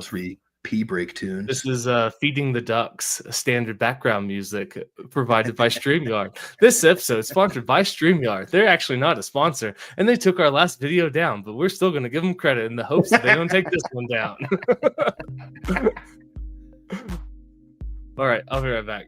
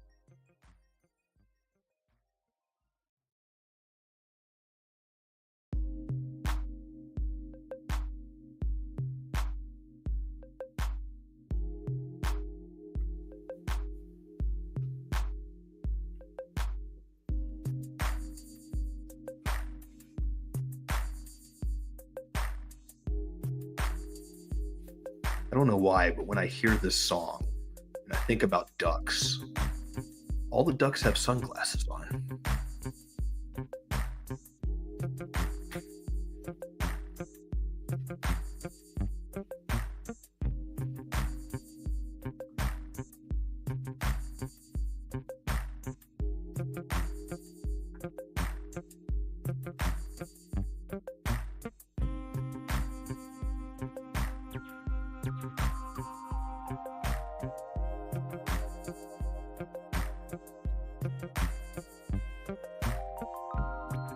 Maybe a gold chain and a backwards baseball cap as well.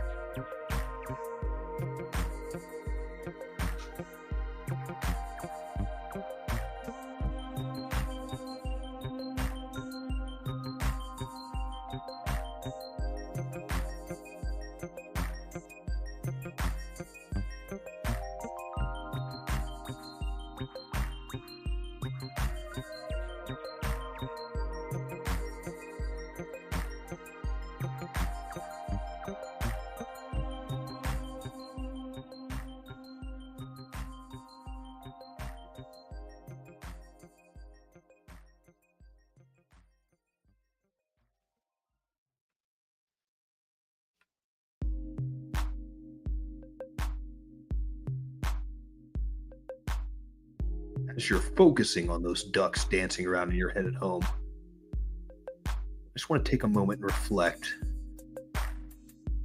kind of take a self-observation opportunity.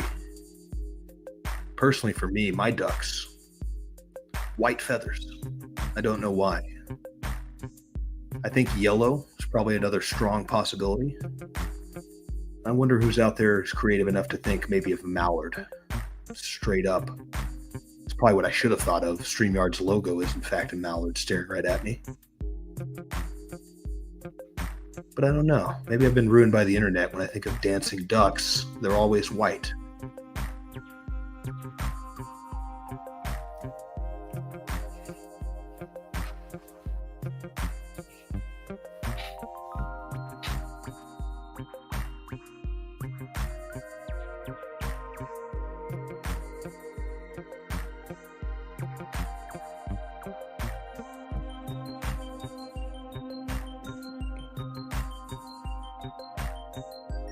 It's actually not bad, like interlude music. I was giving some analysis on what it pictures in my head. The duck thing obviously got put in there, but I pictured ducks, for some reason, wearing sunglasses. Oh, for sure. These are cool ducks. Like little white cartoon duck. Maybe a backwards hat, a gold chain. No, these are definitely cool ducks. They don't hang out at the pond with all those other loser ducks. That was the other thought I posed out there for anybody who's not skipping past this part, just to get back to us both talking again. When you think of a duck in your head, what's the image? Do you get the classic rubber ducky? Do you get I kind of get the white duck, yellow feet, yellow beak in my head? Or are you more creative? Do you go straight to mallard? I actually picture a mallard is what I see. Those feel like the three strong leaders on the big answer board to me. I think mallards are pretty synonymous with ducks. They're like the classic duck look. But you see a lot of the yellow rubber ducky. And for some reason, when I think of a duck dancing to music, I think there's an internet video that probably ruined me on that I always have in my head, where I also think that duck was wearing sunglasses. Probably none of this is an original thought of mine. This is all just a meme I saw one time. We should probably take a poll. See what type of take a duck poll. Take a duck comes in your head. Take a duck poll. Lighten thing. Take a duck poll. Lighten things. With everything you learned from Against the Mob podcast today about the appointments, good and bad, of Donald Trump, what color is the duck in your head? Don't answer yet. Hold that thought. All right, so Pete's turn this time. Yeah. I'm still undecided on this one. I've had to kind of do a quick little, I don't know, like a blitz research on him, because he was one that I was unfamiliar with to a large degree. He was, because at least I knew the name Matt Gaetz, Marco Rubio. I know who these people are, but Yeah, this one I'm undecided. I think that the establishment freaking out about him is one of two things. It's either a good sign that he is really anti-establishment and he's going to really shake up things, or he's actually a really bad pick. And I don't know which one it is because I've seen all of the talking heads, like all of the talking heads are like, I can't believe that Marco Rubio is going to head up the sector. I felt the same. It's like, yeah, that's like, I felt the outrage that the media had Mhm. about them and Matt Gaetz, like those two. I was like, yeah, I think the media is right on this one. Any reasonable person goes, yeah, this is outrageous that this guy is going to be in charge.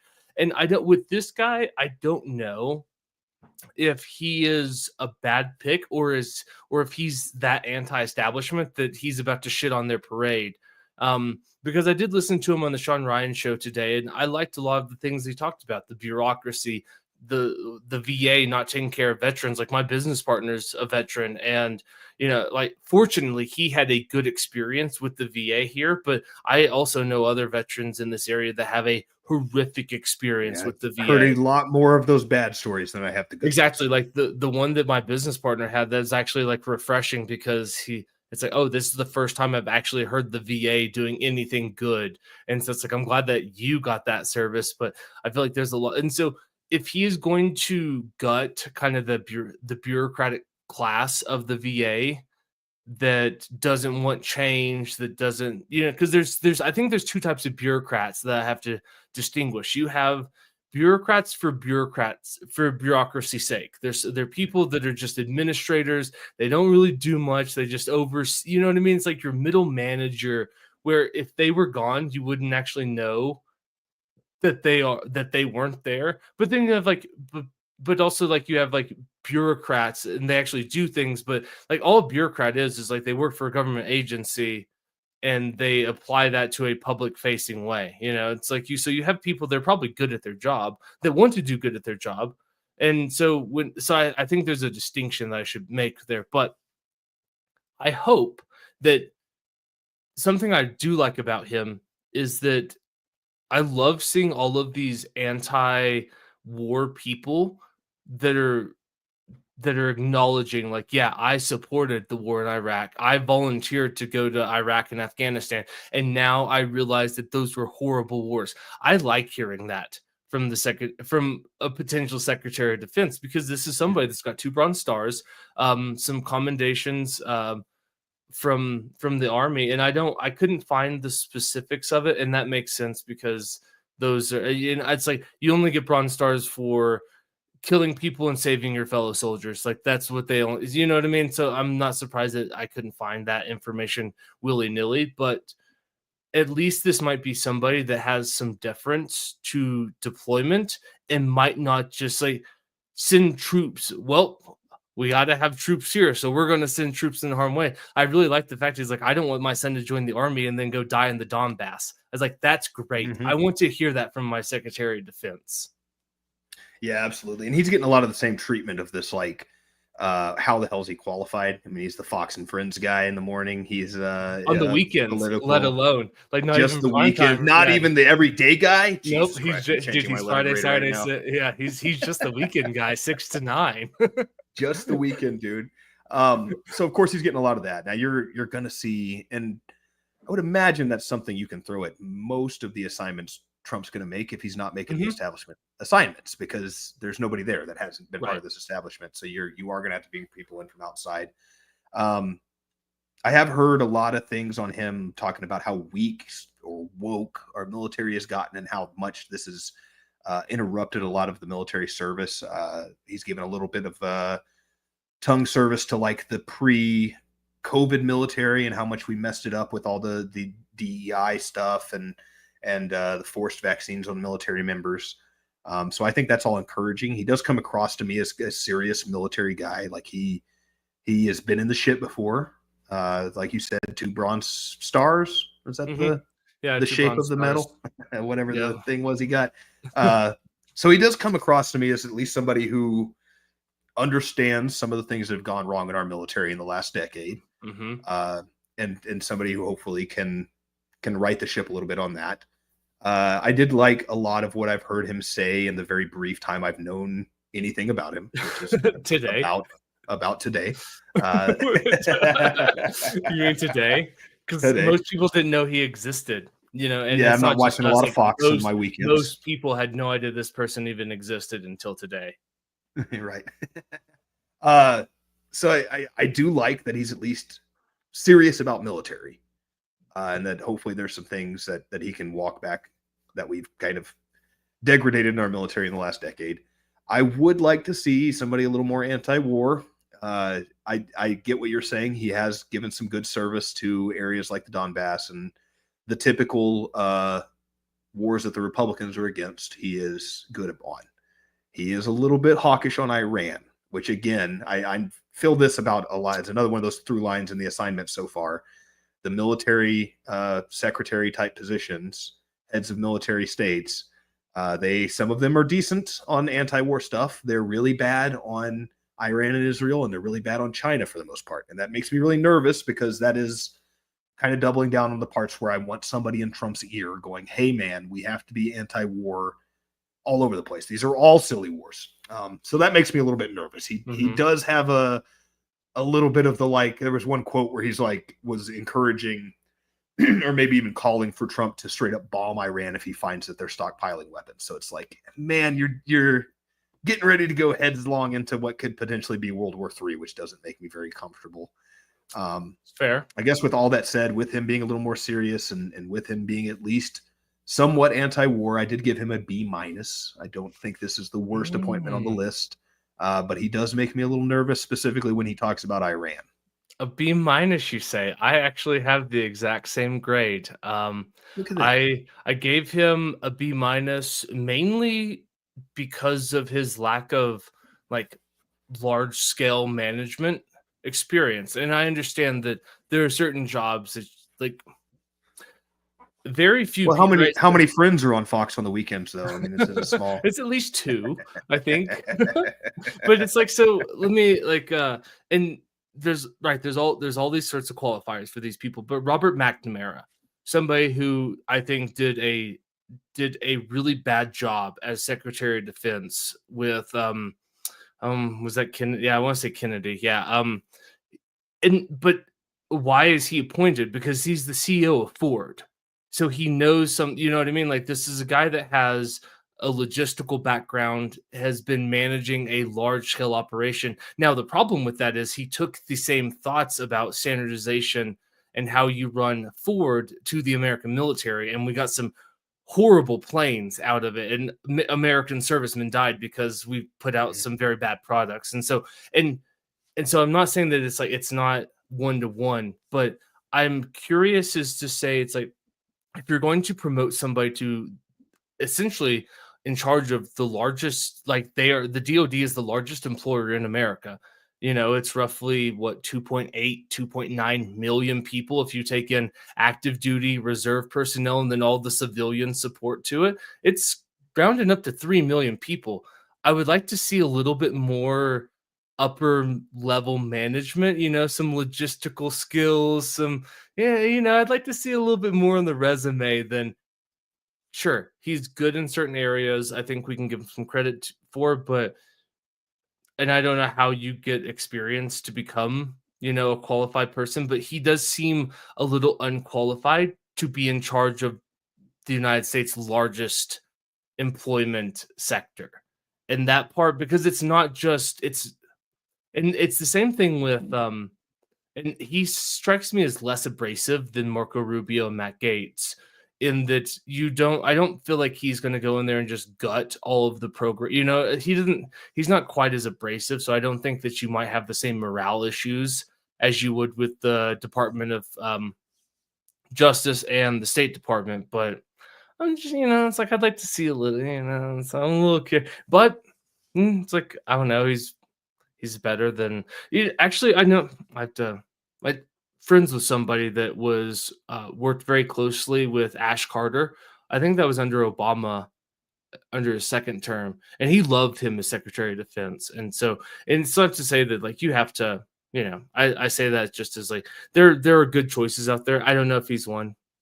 I don't know. I hope that he's enough anti-war and he's enough anti-establishment that, because I've seen some people, I'm just going to linger on this and tell me what you think. I've seen some people ripping him about like, oh, he doesn't support women in combat. And it's like, I don't know if that's a disqualifier, because to me, this seems like a pretty smart one to me. And it's not to say that it's like, it seems like a lot of the military's current setup as well, even with the DEI and the woke stuff, is to kind of keep women out of combat because they've seen the writing on the wall too, though. for sure, So because we're there's not Russian. that. You know what I mean? It's like if we were Russian, then this is Yeah, a those way bitches different are hard as hell, conversation. man. They are. Like if we were Russian, then this is a radically different conversation. But we're not Russian. We're very Western, and it's not to say that there's not very important roles. Like my stepmom is she's retired now from the National Guard, but she joined up after 9/11, was a captain. She worked in what I can't remember the air base, whatever the trauma hospital. People that got blown up in Iraq and Afghanistan got flown to Germany. She worked at that as a nurse practitioner. She worked at that base, and so it's not to say that there are extremely important roles for that. But if I've talked to like people that have been deployed, been frontline soldiers, they're like, I don't want chicks there. And it's not even like, it's not even we don't think that they're competent and capable. It's always that they complicate things, because if they're, and that's the thing. It's like, well, if she's there, I'm going to worry about her. Having women around complicates things. I couldn't imagine. Yeah, but it's like if there was a woman in my combat battalion, like I would worry about her, and it's and it complicates. Yeah, there's a natural inclination. I mean, it's that cultural thing, like you're saying. Like, I mean, there's a strong tradition of chivalry and protecting women and children that doesn't, not exclusively in Western culture, but certainly exists in Western culture. And yeah, to your point, like if a woman is in physical danger around me, I feel like my obligation, everything I was raised upon, if I am brave enough to will myself to do it, I'm going to put myself in harm's way to keep her safe. Right. Which is not what you want on the battlefield. You want that person to stay on their objective. You want somebody to do their job. Right. Don't run off and give up on what you're supposed to be doing as a part of this squadron to go help some damsel in distress. Yeah. And so the people that are crushing him about like, oh, he doesn't want women, it's like, I don't know, it seems pretty reasonable to me. Because also, like, wouldn't you, and this goes into like a different, larger societal conversation, but I don't know, I feel like we should not want women in combat roles. It just is like men to be, it's like, I feel like that's like, we just shouldn't want that as a society. We should not want to put women in those situations, because we have we have crayon eaters in the Marine Corps for that. We have these guys exactly for this role. It's like that. There's a Rogan joke about that with like this is way back in the day, but it was talking about one of the security guards at the White House was like this short woman, and he's saying how she's not qualified physically to do this job. And he goes, but look, I'm not saying women aren't qualified to do this job. Most are. But so are most men. Like you're, as a 5'5" guy, even with martial arts skills, I shouldn't be the guy in charge of crowd control in front of the White House, because if Shaquille O'Neal comes running through here, he's going to blow right through me. And he's absolutely right. Like there's certain qualifications just physically that you want in soldiers, and my fat 35-year-old ass doesn't qualify anymore.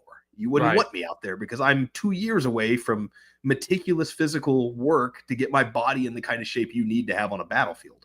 Right. And it's it's one of those big arguments around the trans thing that we're having right now, and especially in sports, if there are just certain realities to being born with XY chromosomes that make you more fit for certain physical activities.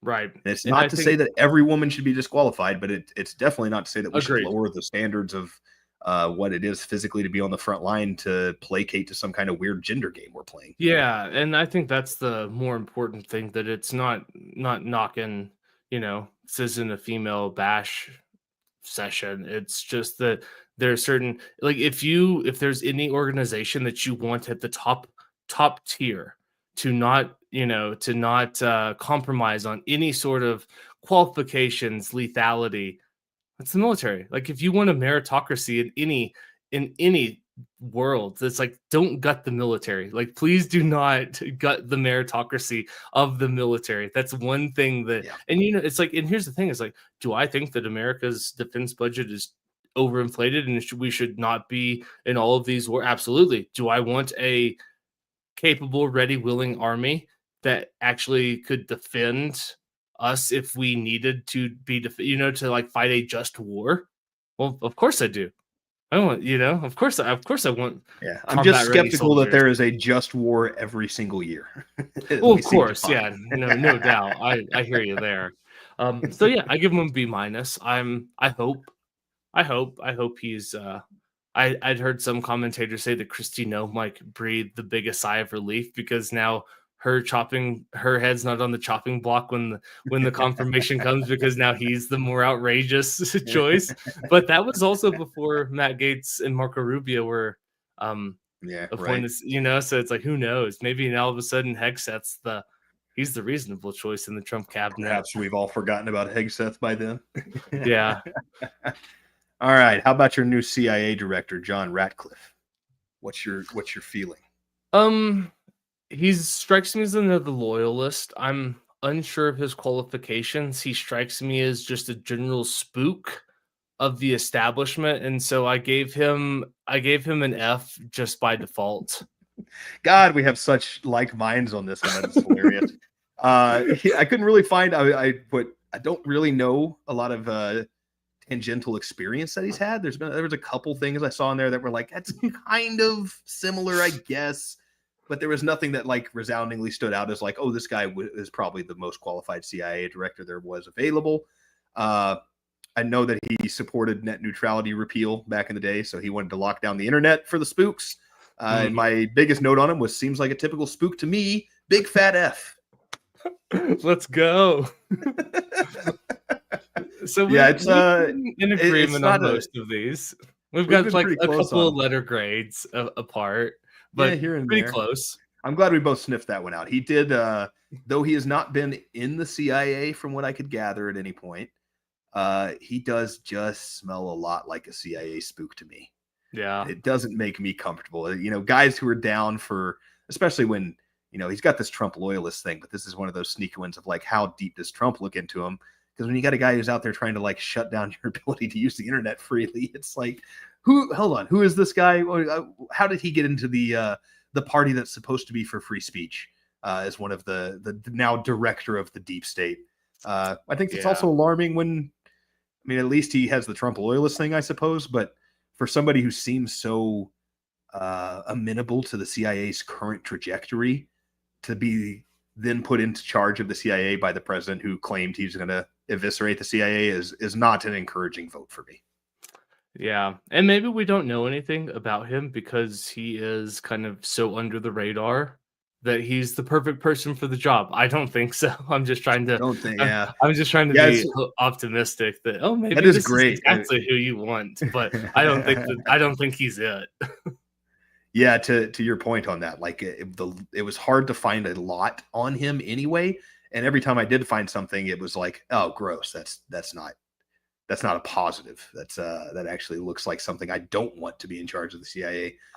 So yeah, that was a pretty resounding one. I guess that was a short one for us to run through since we both had the exact same notes and the exact same letter grade. But not my favorite of the picks. I guess in the interest of optimism, we could talk about Tulsi Gabbard next. Okay. Maybe not in the name of optimism. Are you not a fan? No. I was going to say, let's effing go, dude. I give this one an A+++++. Ooh, you're feeling strong about Tulsi. I do love me some Tulsi. Obviously, we were both. I'm probably we're even recording the podcast while we were talking about how she should have been the Democratic nominee. Yeah.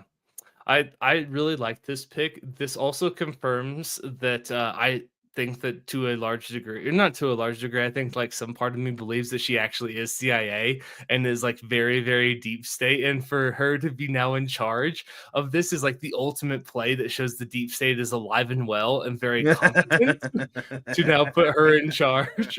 It's, it's almost like too perfect. She was the darling of the Democratic National Party, and then she got shunned, and she just happens to come to Trump right at the right time when all of the momentum's there, and now she's in charge of the DNI. Part of me still thinks that she's a CIA plant, but I also just love her so much I can't get past. I think she's great. I think that's an A plus because even though part of me thinks that, I think for the most part she's a genuine person that doesn't want to see because she's also dealt with the Forever Wars, and I'd like and people with specifically, and to your point experience with the earlier, Forever Wars. in the medical area. So Mhm. she's seeing the worst parts of it in a lot of aspects. I guess not the worst parts, because the worst parts of war like capture and rape, but some of the worst Well, atrocities that happen in war, she got to see firsthand, or well, maybe secondhand. I guess you see it I don't know firsthand, her see it combat. secondhand to the event. I thought that, but it She doesn't was matter. it was something to do with paramedic on the battlefield kind of thing. I forget exactly what it was, but she was in the muck on the front lines, taking care of troops. Maybe not the front lines, but was facilitating medical care to troops. Yeah, I thought she was Nurse deployed, but I don't know the details of her deployment. But I'm definitely a fan of this appointment. I hope that she's not just a spook and we've been played. Because like if 4D chess is actually happening, then we This just is the got checkmate. this is the play, and we've all eaten it. You know what I mean? It's like, do we The all queen just ate took the your onion? rook. Dude, it's like, and we didn't even realize it. It was the pawn. It was the pawn that slipped to our back line, and now she's the queen. She's the And it's like, queen. oh Oh, I my like that goodness. analogy. That you rattled off a lot of basically the same sentiments I have. I like that she's been involved in the military up to this point, so she's not like a complete novice in this field. Now that doesn't directly correlate to the intelligence community, but it is at least tangential experience. She's a little less anti-war than most of them, at the very least. Again, there are some aspects of her anti-war. She is a military gal, so she's very anti-war in her rhetoric. And then every once in a while, she does find a war that she's like, well, there is a good reason to go fight this war. So she's not like an unabashed anti-war activist, And but she is a lot better than what we've been getting. yeah, for sure. And I agree with that. But I also don't want a raging pacifist in the job either. Mm. There are some, I think, and I'm not saying that America's current deployments fit this purpose, but I think there are times and places where military engagement is necessary and it serves an overall purpose. And I like the one that comes to the top of my head is the Rwandan genocide. The UN general who was in charge of the garrison down there, he's like, dude, I need 2,500 troops and armored personnel carriers, and I can have this done in 72 hours. He's like, they're running around with machetes. It's unorganized mobs. Like, give me 2,500 troops and guns, and I can have this thing. But instead, some Dutch peacekeepers got killed. The UN pulled out, and then 800,000 people got hacked to death over the next 4 months. Right, so like, that was something that if a little bit of military intervention would have gone a long ways. And I think you could make So I'm not saying that. Like, I don't want an absolute dove. I don't want a pacifist, but I don't want a war hawk either. Well, and I think you bode well for this one, because she's definitely not complete kumbaya. We shouldn't have troops anywhere. She certainly is in support of America having a strong military. I gave her an A minus simply because she doesn't have direct intelligence experience. And again, to your point, there is a little spook adjacent type experience. If she does have direct CIA experience, it's the worst kind of direct CIA experience that we don't know about. Yeah, for sure. But I am very excited about that one overall. I also looked it up. So the director of national intelligence is also in charge of the CIA. So all of America's intel agencies report to her. So she's the queen of this one. Like, and right. For better or for worse, like the CIA, Mr. Rat what's his name? Ratcliffe. Yeah, he reports to her at the end of the day. Right. So, as much as intelligence truly communicates with each other and doesn't hide all that shit. Well, they don't, and that's also a huge problem too. But that's a different podcast. Yeah, it is. Oh, all right. So we got Queen Bee going to the top. First A. I guess I gave an A to Susie, Chief of Staff. How do you feel about Elise Stefanik? I know nothing about Elise Stefanik. Please enlighten me. I don't really know that much about her. I know she's a Quite Republican from enlightening. New I York. appreciate that Um, great commentary. I know that she's like she took over Liz Cheney's role of I think she's like fourth in command of Congress.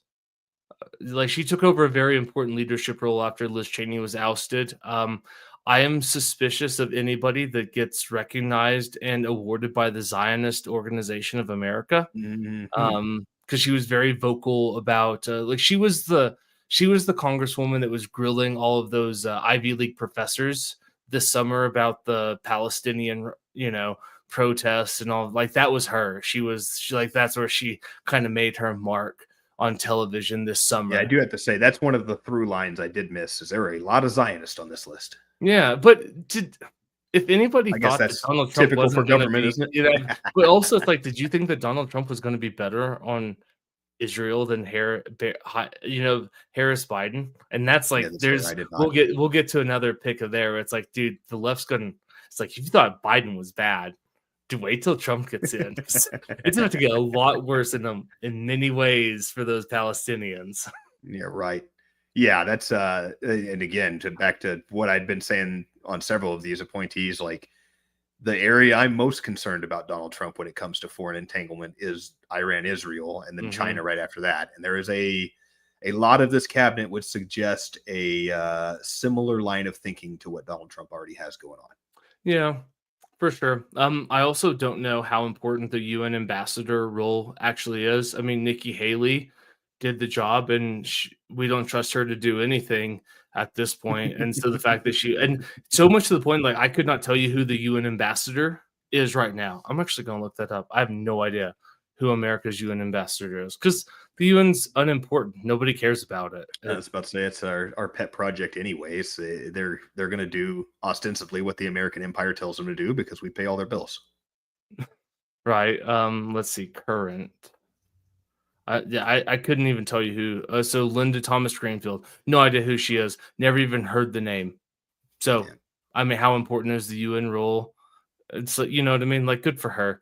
Good for Elise for getting her promotion, and you know what I mean. Good, proud of her. Good for her. But it's a very unimportant role. So for that reason, I give her a C because I Mm, think it's a very unimportant job at the end of the day. fair enough. While we're on ambassadors and Zionists, it seems like Mike Huckabee is the next one to come up, and I'll keep this one short as well because I have three notes. I said evangelical, neocon, Zionist, and he gets an F. He also got an F for me as well. And this is the person that if you thought that like all of those, because I know that we talked about this in a previous episode about um Arab voters, especially in the Michigan area, who were going to stick it to the Biden administration because they were soft on the genocide or the Palestinian conflict. It's like, dude, you know who just got appointed as ambassador to Israel? Somebody who said that there is no such thing, like, does not believe in a two-state solution, does not believe that, like, thinks that there's no settlements. There's no legal settlements. Israel is just retaking the land that it rightfully owns. Yeah, it's like, dude, it's about to get dude, you thought that it was bad under Biden. It's about to get a lot worse. Yeah, at least the Zionists within the Democratic side of this argument have to play the eggshell game of intersectionality when it comes to this. They can't just right out say, "Yeah, we want to wipe out all these brown people to make more room for the Israeli people that we love so much because it hurts their voter base."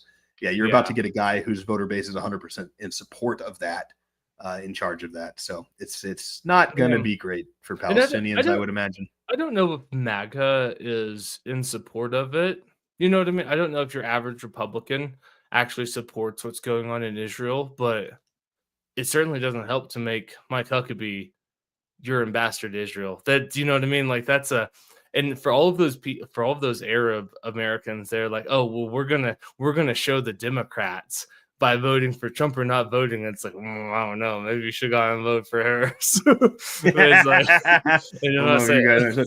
I also bit of kudos for you while we were watching the presidential debate. I don't think we were recording. Maybe we were. What if it wasn't on recording? I'll still give you your kudos. Matthew heard a statement about the Palestinians from Kamala Harris, and you said she just lost Michigan. And I was kind of like, what? What are you talking about? I did go put $5 on it on my little betting site just to That's see what's up. so that somebody could read from it. And so yeah, you made me like $7, man. I appreciate Dude, that's that. what's up. You know what? I'm actually honored that you would trust $5 to something that I said. And it's like I understand that $5 I've been isn't talking it's some not political shit for a while with you. I trust your acumen at this point.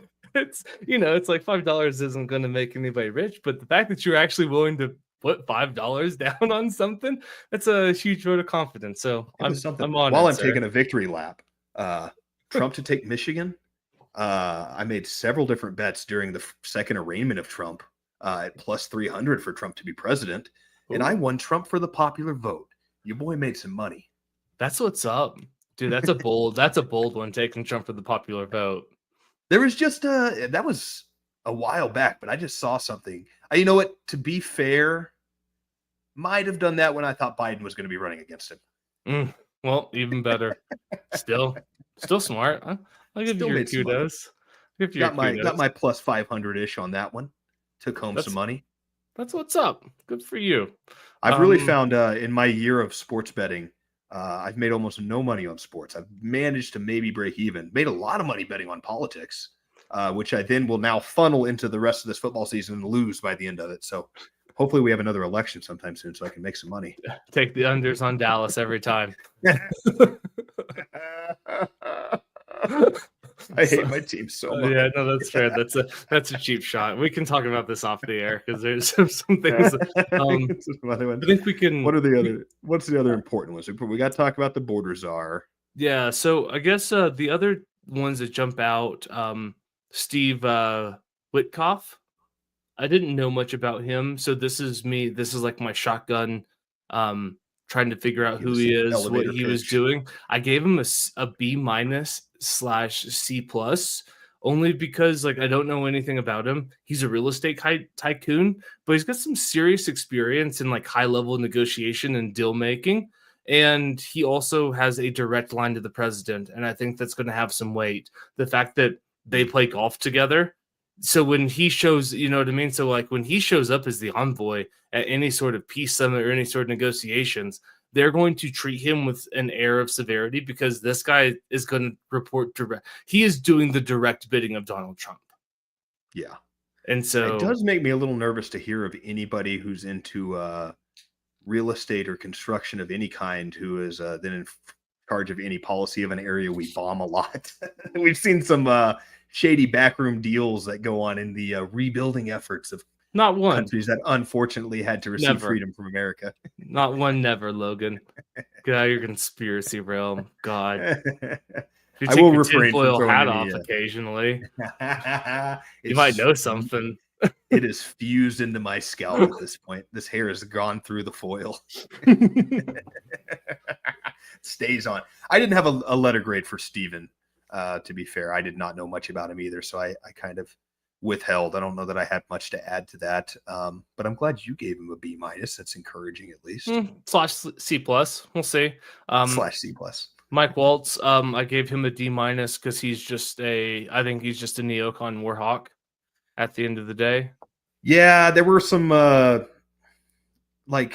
know he's pressured NATO in the past to for our allies to do a little more spending. Which they should. So that is the treaty. At least there's that like, hey, he'll hold some people responsible around us. And he has been at least critical of the quote blank check for the war in Ukraine. But outside of that, I don't see much that encourages me, that makes me think he's not a war hawk. He's a China hawk. In China again, yeah, back to the Iran-China thing that it makes me really nervous because he's really bad on the things that Trump's really bad on, in my mind, when it comes to foreign policy.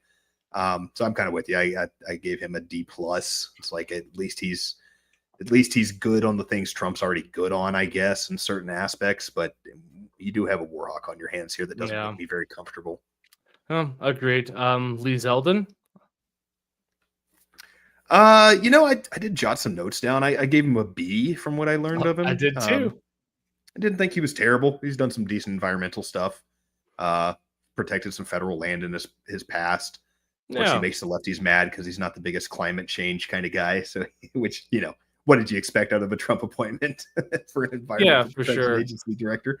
But yeah, overall, Zeldin seems fine. I don't know that this is super high on my list of concerns necessarily, not to be a complete climate denier guy over here, but I do think it's important. I think there's something to it of the very few areas of government that I'm not a complete tear it down guy. The protection of our natural resources and parks is one of those. I'm like, we can get rid of that last in my communist utopia, my I'll libertarian Freudian anarchist. slip. Wrong kind of anarchist. Freudian slip. You've heard it here first, folks. Logan's actually a commie. He's a shill, secret commie. We've known it the whole time. That's why But he yeah, doesn't vote. I didn't think we're going to take it from the inside anyway. It doesn't matter who's voting. But yeah, I don't think Zeldin's horrible. Yeah, I had trouble typing his name in. It kept autocorrecting to Zelda, which was that makes sense. I don't hate him as well. I give him a B. I know that he opposed like the feds dumping some waste sludge in certain rivers, and I like that, because I'm not down with like utter rampant pollution of the environment for capital sake. I like the fact that rivers are clean, that we no longer spray DDT on everything and there's birds around. I'm down with those type of things. So I don't hate this. I don't hate that pick. And then I guess the last one's like, I have no idea about the White House counsel. Couldn't tell you who the current is one. Couldn't tell you any former. So it's like, don't know. How do you feel about I guess we're at our last three. So we have Elon Musk and Vivek Ramaswamy heading up Doge. Well, you already know the answer to this one because we've been clamoring for this one offline for some time.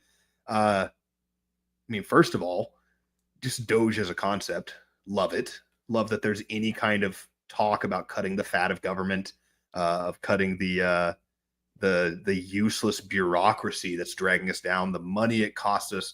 This is my most excited appointment between these two.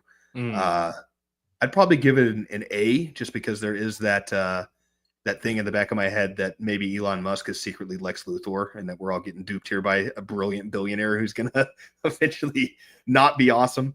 I do have a little bit of pause when it comes to taking a billionaire businessman and putting him in charge of cutting government agencies out, because I'm sure, I hope in my heart of hearts that he's going to cut a lot of the fat from the horrible bureaucracies, but I could also see where he would be looking to cut the fat from some bureaucracies that get in the way of him making money in the next 4 years. Yeah, so I'm a little apprehensive about that. There's that. I don't know that Musk necessarily needs to be the head of this department, and I'm glad that Vivek's name is right there with him as a controlling factor. And yeah, I'm a Vivek guy. I like Ramaswamy. I think he's got some good things going. So all in all, I'm very excited for this appointment. Yeah, I agree with all of those things. I still believe that Musk is the ultimate supervillain of our time, and that he has Very possible. that he is now just once. I mean, this is a dude who didn't want Ukraine to attack something in Russia with drones, and so he shut down their Starlink so they couldn't do it. I mean, this is the guy that has immense control over world affairs, and now the fact that you gave him control of, I guess, oversight of government efficiency, and who knows what it will actually shape out to, but of some departments that may or may not be in his way, of some projects that he's trying to get through. So it's like all of a sudden it's like, oh, NASA's super inefficient, they're gutted, and it's like, oh, who's going to replace all of that? Oh, how interesting that you're God, if only we had a Tony Stark type of character that could come in and do this all from the private sector. If only. Yeah. If So only. I'm a little skeptical of him in that regard. I did like what was Vivek's book that he wrote? I can't think of the title, but I did listen to it, and I really liked his approach to, this is how you destroy kind of that middle management class in America that's serving no purpose other than themselves. And so I think that having him there is like a good balance, because Vivek is so rich that he doesn't have to count, like he doesn't have to bend to Elon. And I get it. That it's like, yeah, Elon's worth billions. Vivek Ramaswamy's worth hundreds of millions of dollars.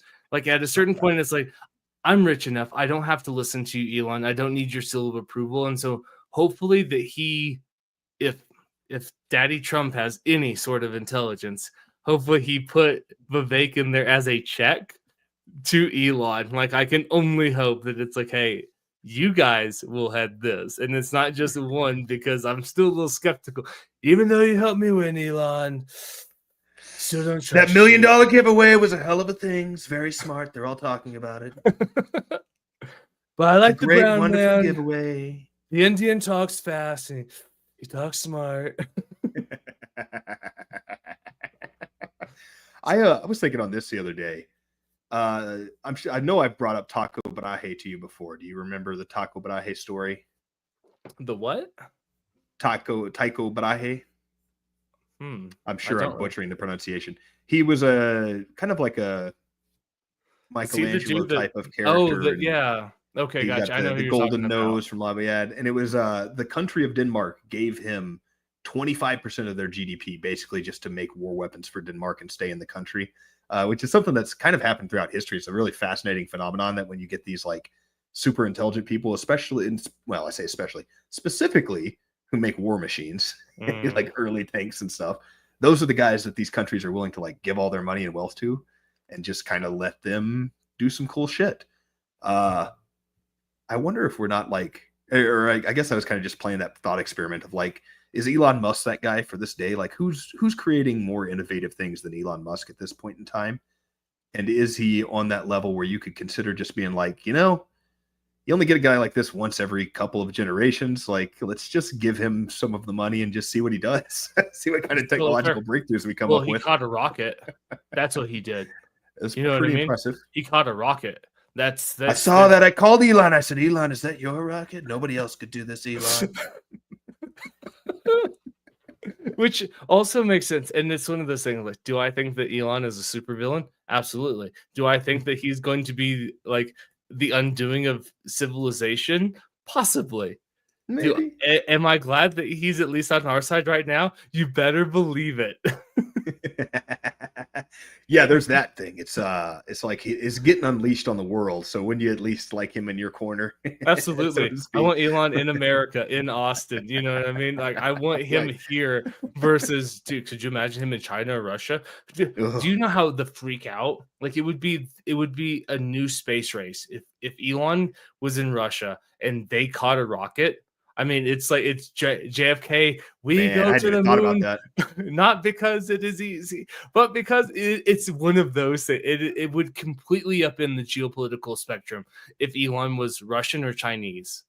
That's a really interesting thought experiment. I like that. I've never put any thought towards that, but you're absolutely right. And at least my knee-jerk reaction is like, yeah, that would cause an absolute panic. We freaked out, dude. The Russians killed a dog. And we freaked out. You know what I mean? Yeah. They put a dog in this space and they killed it. Like, oh my goodness! Like, holy shit, we gotta get into space. Did you see that? They killed the dog. We gotta get our dogs on the moon right now. Canine supremacy.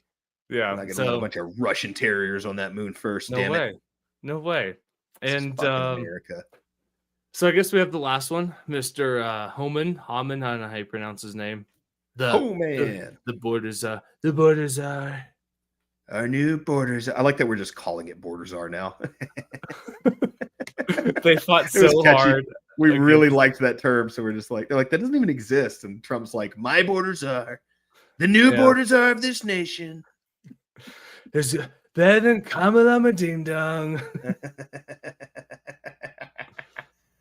So when it comes to Haman here, seems like we're going to get a much more serious turn towards the border, which also seems like was a pretty large groundswelling of support in this election. Yeah. Everybody is pretty concerned about Most people don't like that. Most people don't like an open border. Shocker. Right. Yeah, turns out. Crazy. So he's definitely going to crack down. There's another guy that's pretty good in front of a camera, man. He's had some good quotes here and there, whether you agree with him or not. The how do you deport families or how do you not separate families when you're deporting people and get the whole family? It's like, woo. I have some mixed feelings on his strong rhetoric towards the cartels. I've said for a long time, like if our country actually cared about security and terrorism and loss of human life and atrocities carried out on human beings, we'd be much more concerned about the cartels south of us than we would be about anything going on in the Middle East. So I am tentatively excited about that, I guess. I would love to see some kind of reprimand on what the cartels have been allowed to become. I mean, all the way to the level of the president they just elected. I think there were something like 30 assassinations of other candidates leading up to it, some insane number. So it's like Mexico they whacked a lot of people to make sure the cartel got their person in. Yeah, and Mexico is a shithole in general, right? And it's like, as somebody that loves the beaches in Mexico, it's still a shithole.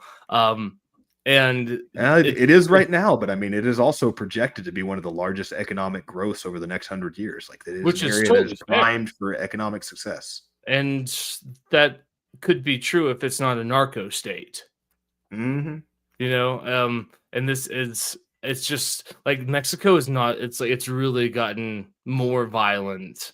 And that's, you know what I mean? That's saying something, that the murder rate has increased from what it was, because it's not like this was a peaceful kumbaya place, and it's not like it went from like being Belgium to Venezuela, you know what I mean? So for Mexico to become more violent is saying something, and I think it does speak to who is in charge, because there's a lot of assassinations that happened along the way. Lots of mayors get assassinated, lots of governors of provinces got assassinated. The cartels, it is a, if there is the fortitude to deal with it, it could be solved, but it would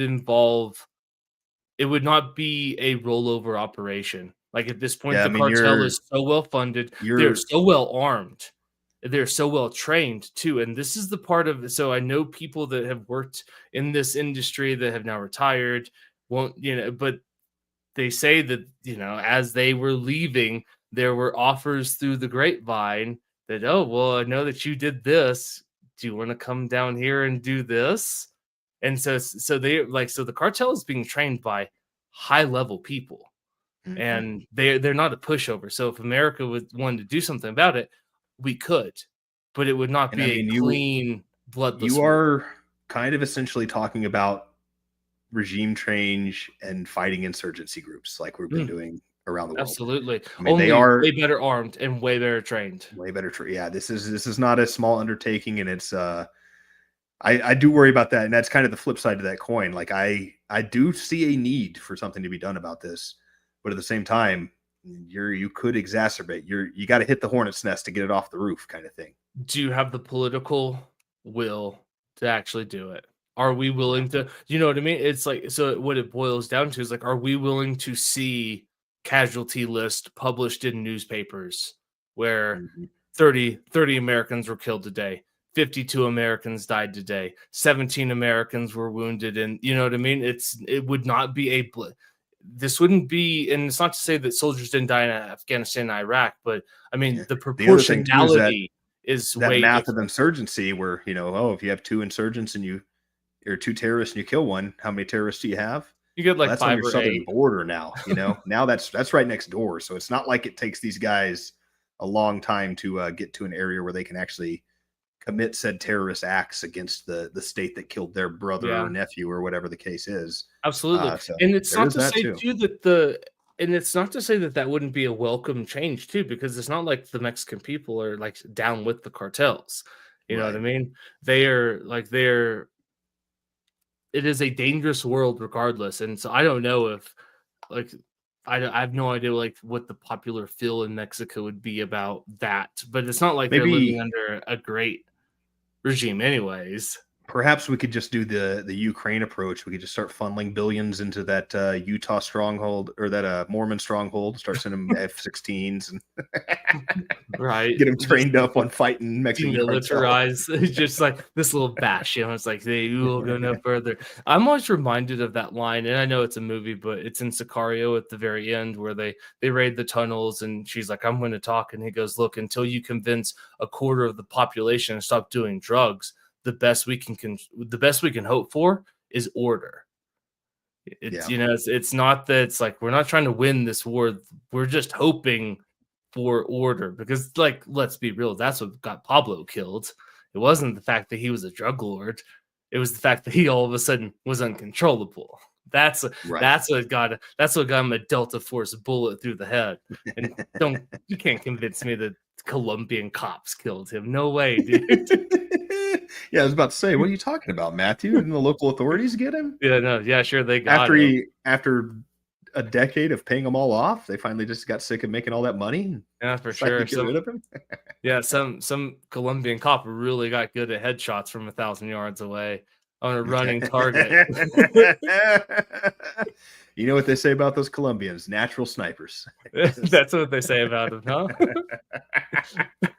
huh? Yeah, I do. Tom makes me a little bit uneasy with how strong he is on the deportations, and he seems very gung-ho about the like, hey, we're deporting every single Mexican that's in this country thing. We covered that already earlier, that I think that's such a large financial undertaking that's not really a possibility. And those are the things that make me the most nervous about him. Is I know he had some rhetoric about like, hey, here's one thing we can do is go find all these illegal immigrants that are stealing jobs from Americans and get them out of here. And for me, I'm like, let's deport those people last. Like, they're kind of keeping our restaurant industry afloat right now anyway. And they're not really hurting anybody. Afloat. They're also working under false Social Security numbers so that they can pass all the taxes. So they're paying taxes. So like those are not the immigrants we're worried about in my mind. So I am worried that you're looking for. These are not the immigrants. There's an Irish immigrant that comes by my restaurant, works for one of the vendors, and he was talking to me about how worried he is about the immigration stuff. And I was like, I'm pretty sure you're safe. Your blue eyes, blonde hair. Like, I don't think you're the one they're cracking down on, if I'm being honest, man. Yeah. And I think that's like, I think that two levels, right? That I think it's completely infeasible to imagine like the mass deportations of like, we're going to round up everyone. One, because I don't think there's the political will behind it. You could find the capital. I mean, they could just increase the deficit. So it's not even a matter of like, how much does it cost? Because we have ways around that. We just increase the deficit. Did you hear his answer on that one? How much does it cost to secure the border? What do you say? Is there a price you put on your freedom and your security? Perfect. Lovely. Yes, the infinite money spent in your protection. This is for your protection. Yeah. Just give us more money and we'll fix the weather. Yeah. I just don't know if there's the political will to see everybody rounded up. Because because to a large degree, it's like, I don't even want to see that. Who cares? Right. If somebody's, it's like I think there's like really good places to start. And if you could start there.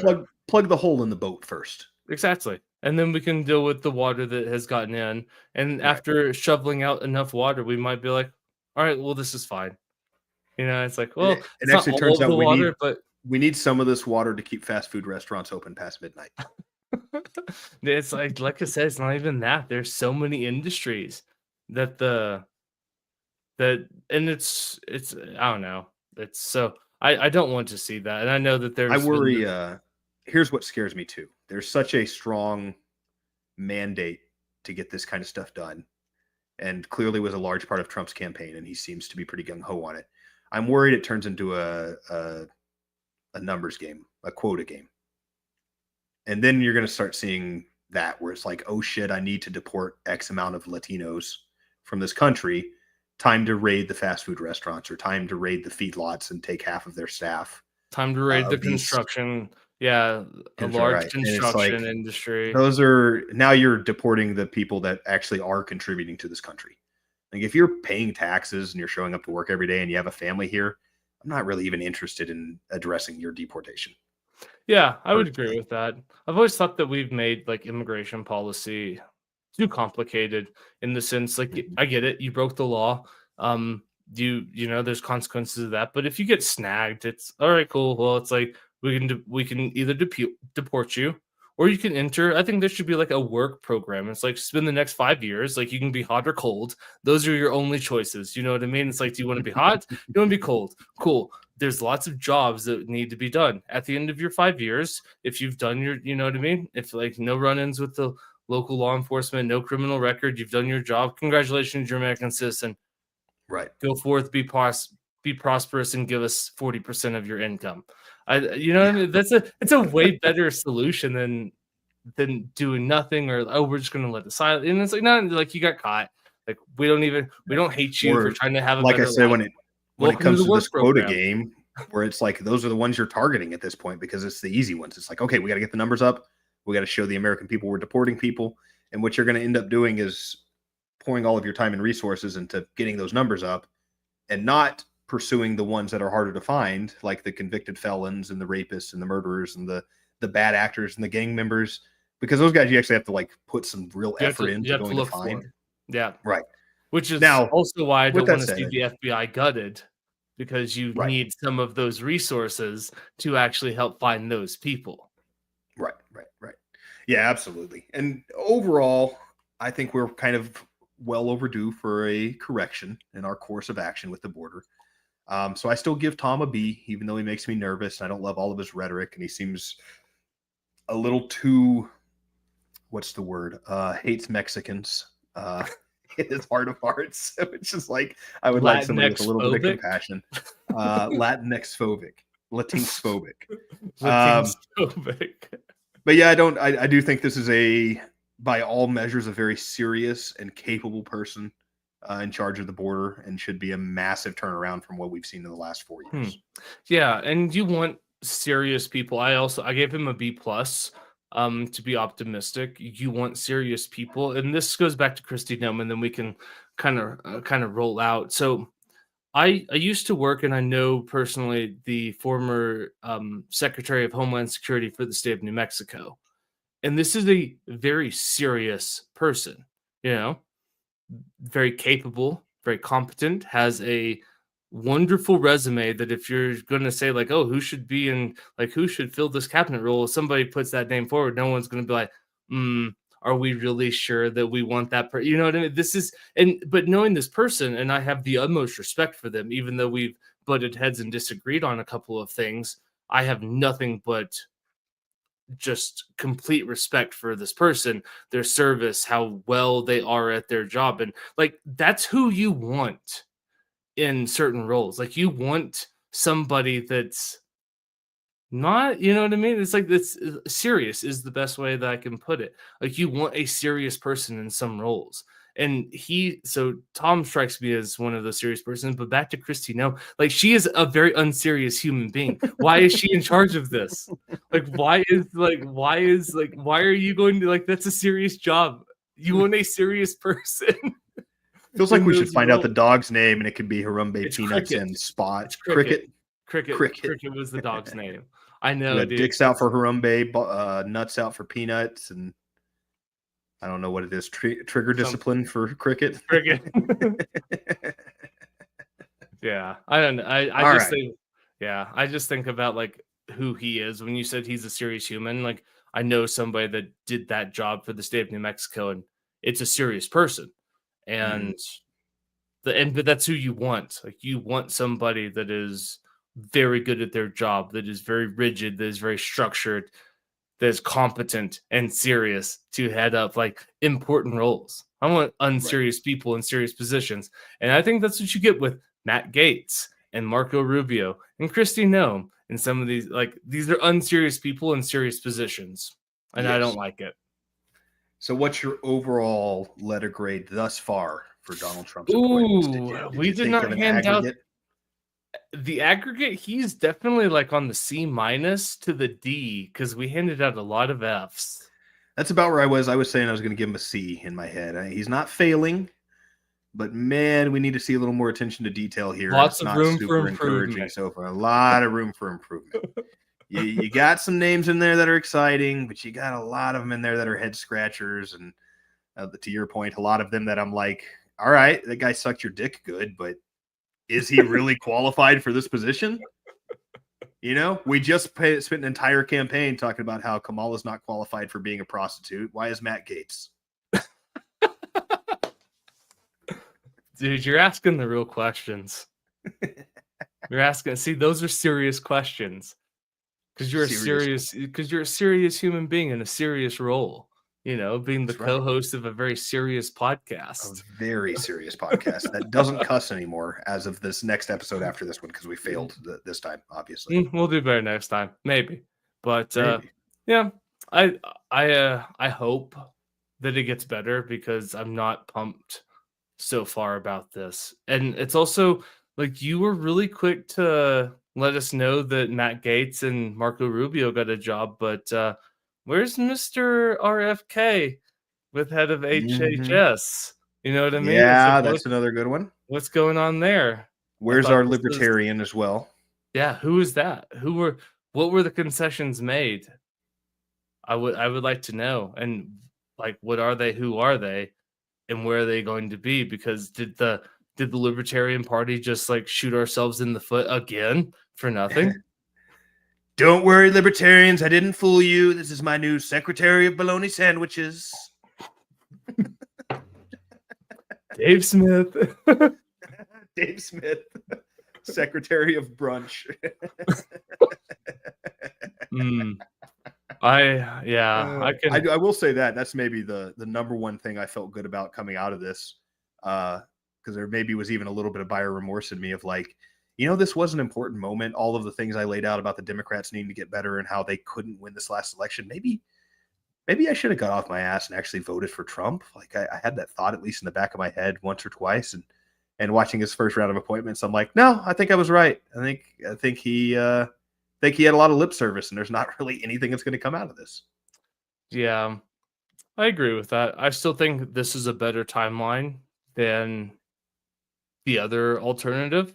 And still agree with that. You know, I think that's, and so if you know, like not like we do not let, I don't know, like don't let the idea of a perfect plan be the enemy of a good plan, or in this case, maybe don't let a bad plan be the enemy of an awful plan. it might be better served in that regard. But it's, I don't know, like I don't know many people that actually thought that Donald Trump was going to deliver this country, but if it saved us from the hellhole that we were most certainly probably going to get, I say most certainly probably to like to lighten that up, I think I will stick to this, that we certainly would have gotten under a Harris administration. Well, then I guess I can stomach Matt Gaetz because it has to be a better country in 4 years under him than her, right?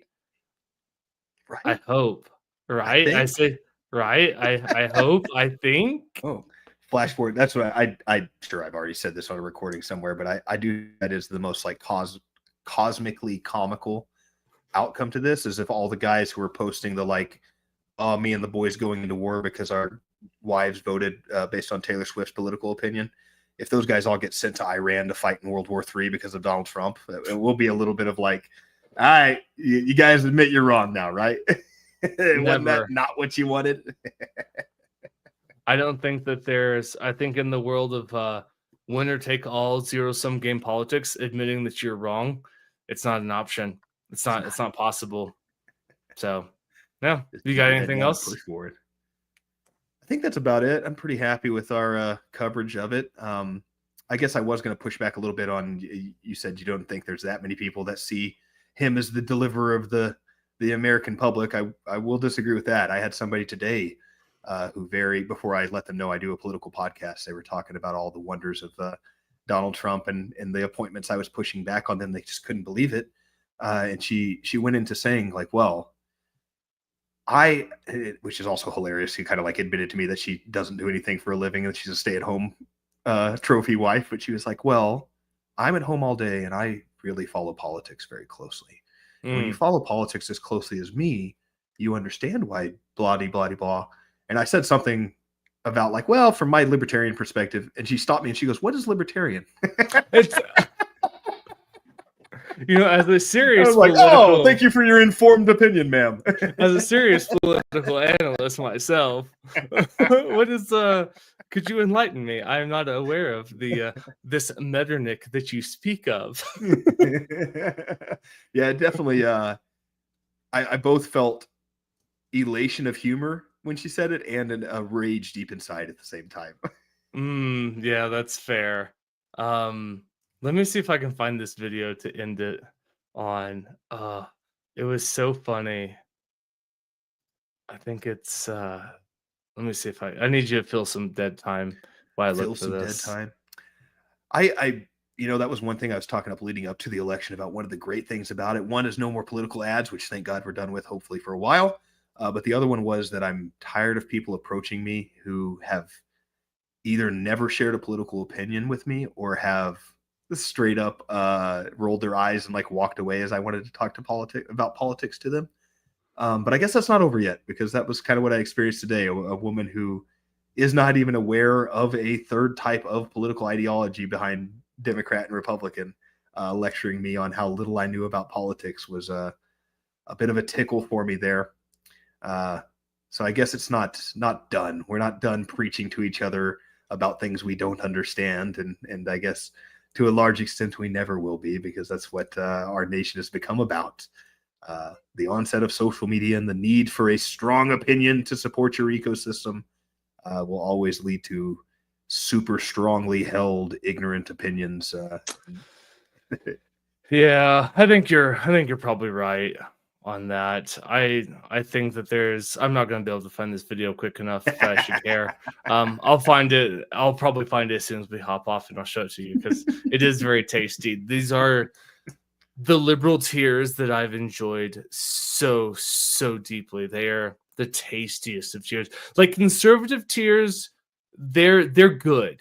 Don't get me wrong. I enjoy them. I love it. I enjoy steamed broccoli. It's good. It's not a steak. It's not. And I was even going to say, like, conservative tears are like, it's a well-cooked ribeye. It's like, it's tasty. I really enjoy it. But liberal tears is like the perfectly prepared Wagyu steak. It is just unlike anything else. There's no, like like, I like a good ribeye. I'm not going to turn my nose up at a ribeye. I'm not going to be upset at somebody that serves me a ribeye. But if I'm going to get some Wagyu beef, oh boy, it is just next level. That's how I was talking about that with somebody today. It's because they're the lefties. They're the artsy ones. They're the performative ones. So whenever a lefty puts a camera on to cry about politics, God, they put on a show. The unfathomable sadness. I wonder if part of it too is like there is still a bit of hesitation from conservative people to like make an ass of yourself online in a digital footprint that lasts forever. Whereas like that's part of like getting accepted as a human being on the left. It's like, of course you go put every embarrassing thing you believe online, because that's how we get everybody to accept everything more openly. Yeah, for real. And it's also, I don't know, there's like part of me, like, I do enjoy the tears and I will continue to like feed on them, and they make me stronger. It's like when I go to the gym, I think of the liberal tears and I run harder and I lift more weights. Careful, you don't want to get an erection at the gym. Well, it's like if it helps me get through that last set, then who are you to judge? But I part of me, it makes me sad about the state of humanity that so many people get so wrapped up in something that ultimately doesn't. As you can see, as we've given the Trump cabinet a C+ to D-, it doesn't really matter. Like it's all the same. Like there might be certain aspects of your life that get better or worse, but at the end of the day, I think in 4 years we'll all sit around and be like, we're a little less free and a little less better than we were 4 years ago. And that's regardless of who wins. And I'm a firm believer in that. I think there's degrees of how less free we would be. But I think that in 4 years, we'll sit here and commiserate about how Trump fucked us on this. Well, there we go. There's another curse word.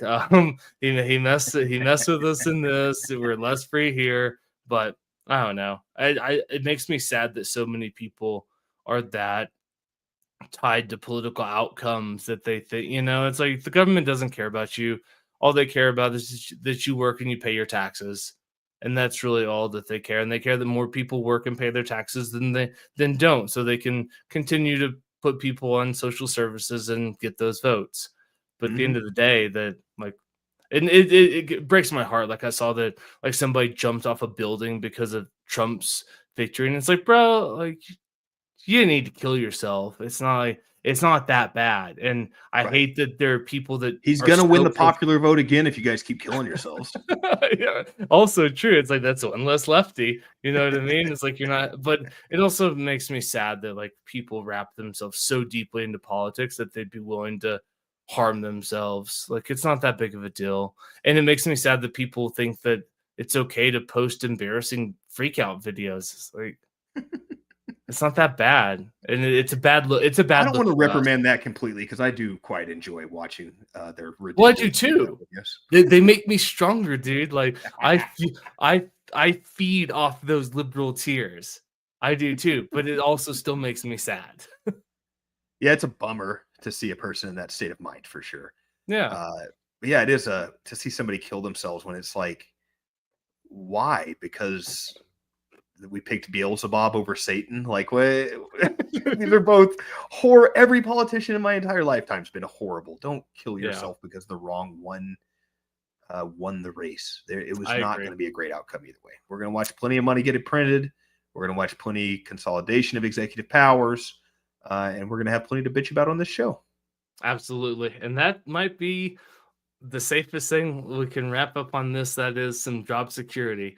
Is that regardless of who's in charge and what is going on, we will have plenty to complain about. Why? Because we're libertarians and you can't please us. Even in a perfect world, we would be upset. Why? Because we're the house cats of the political world. We can be well housed, well fed, well loved, and we will still find reasons to bitch. And with all that being said, we fight against the mob with people over politics. We'll see you next week.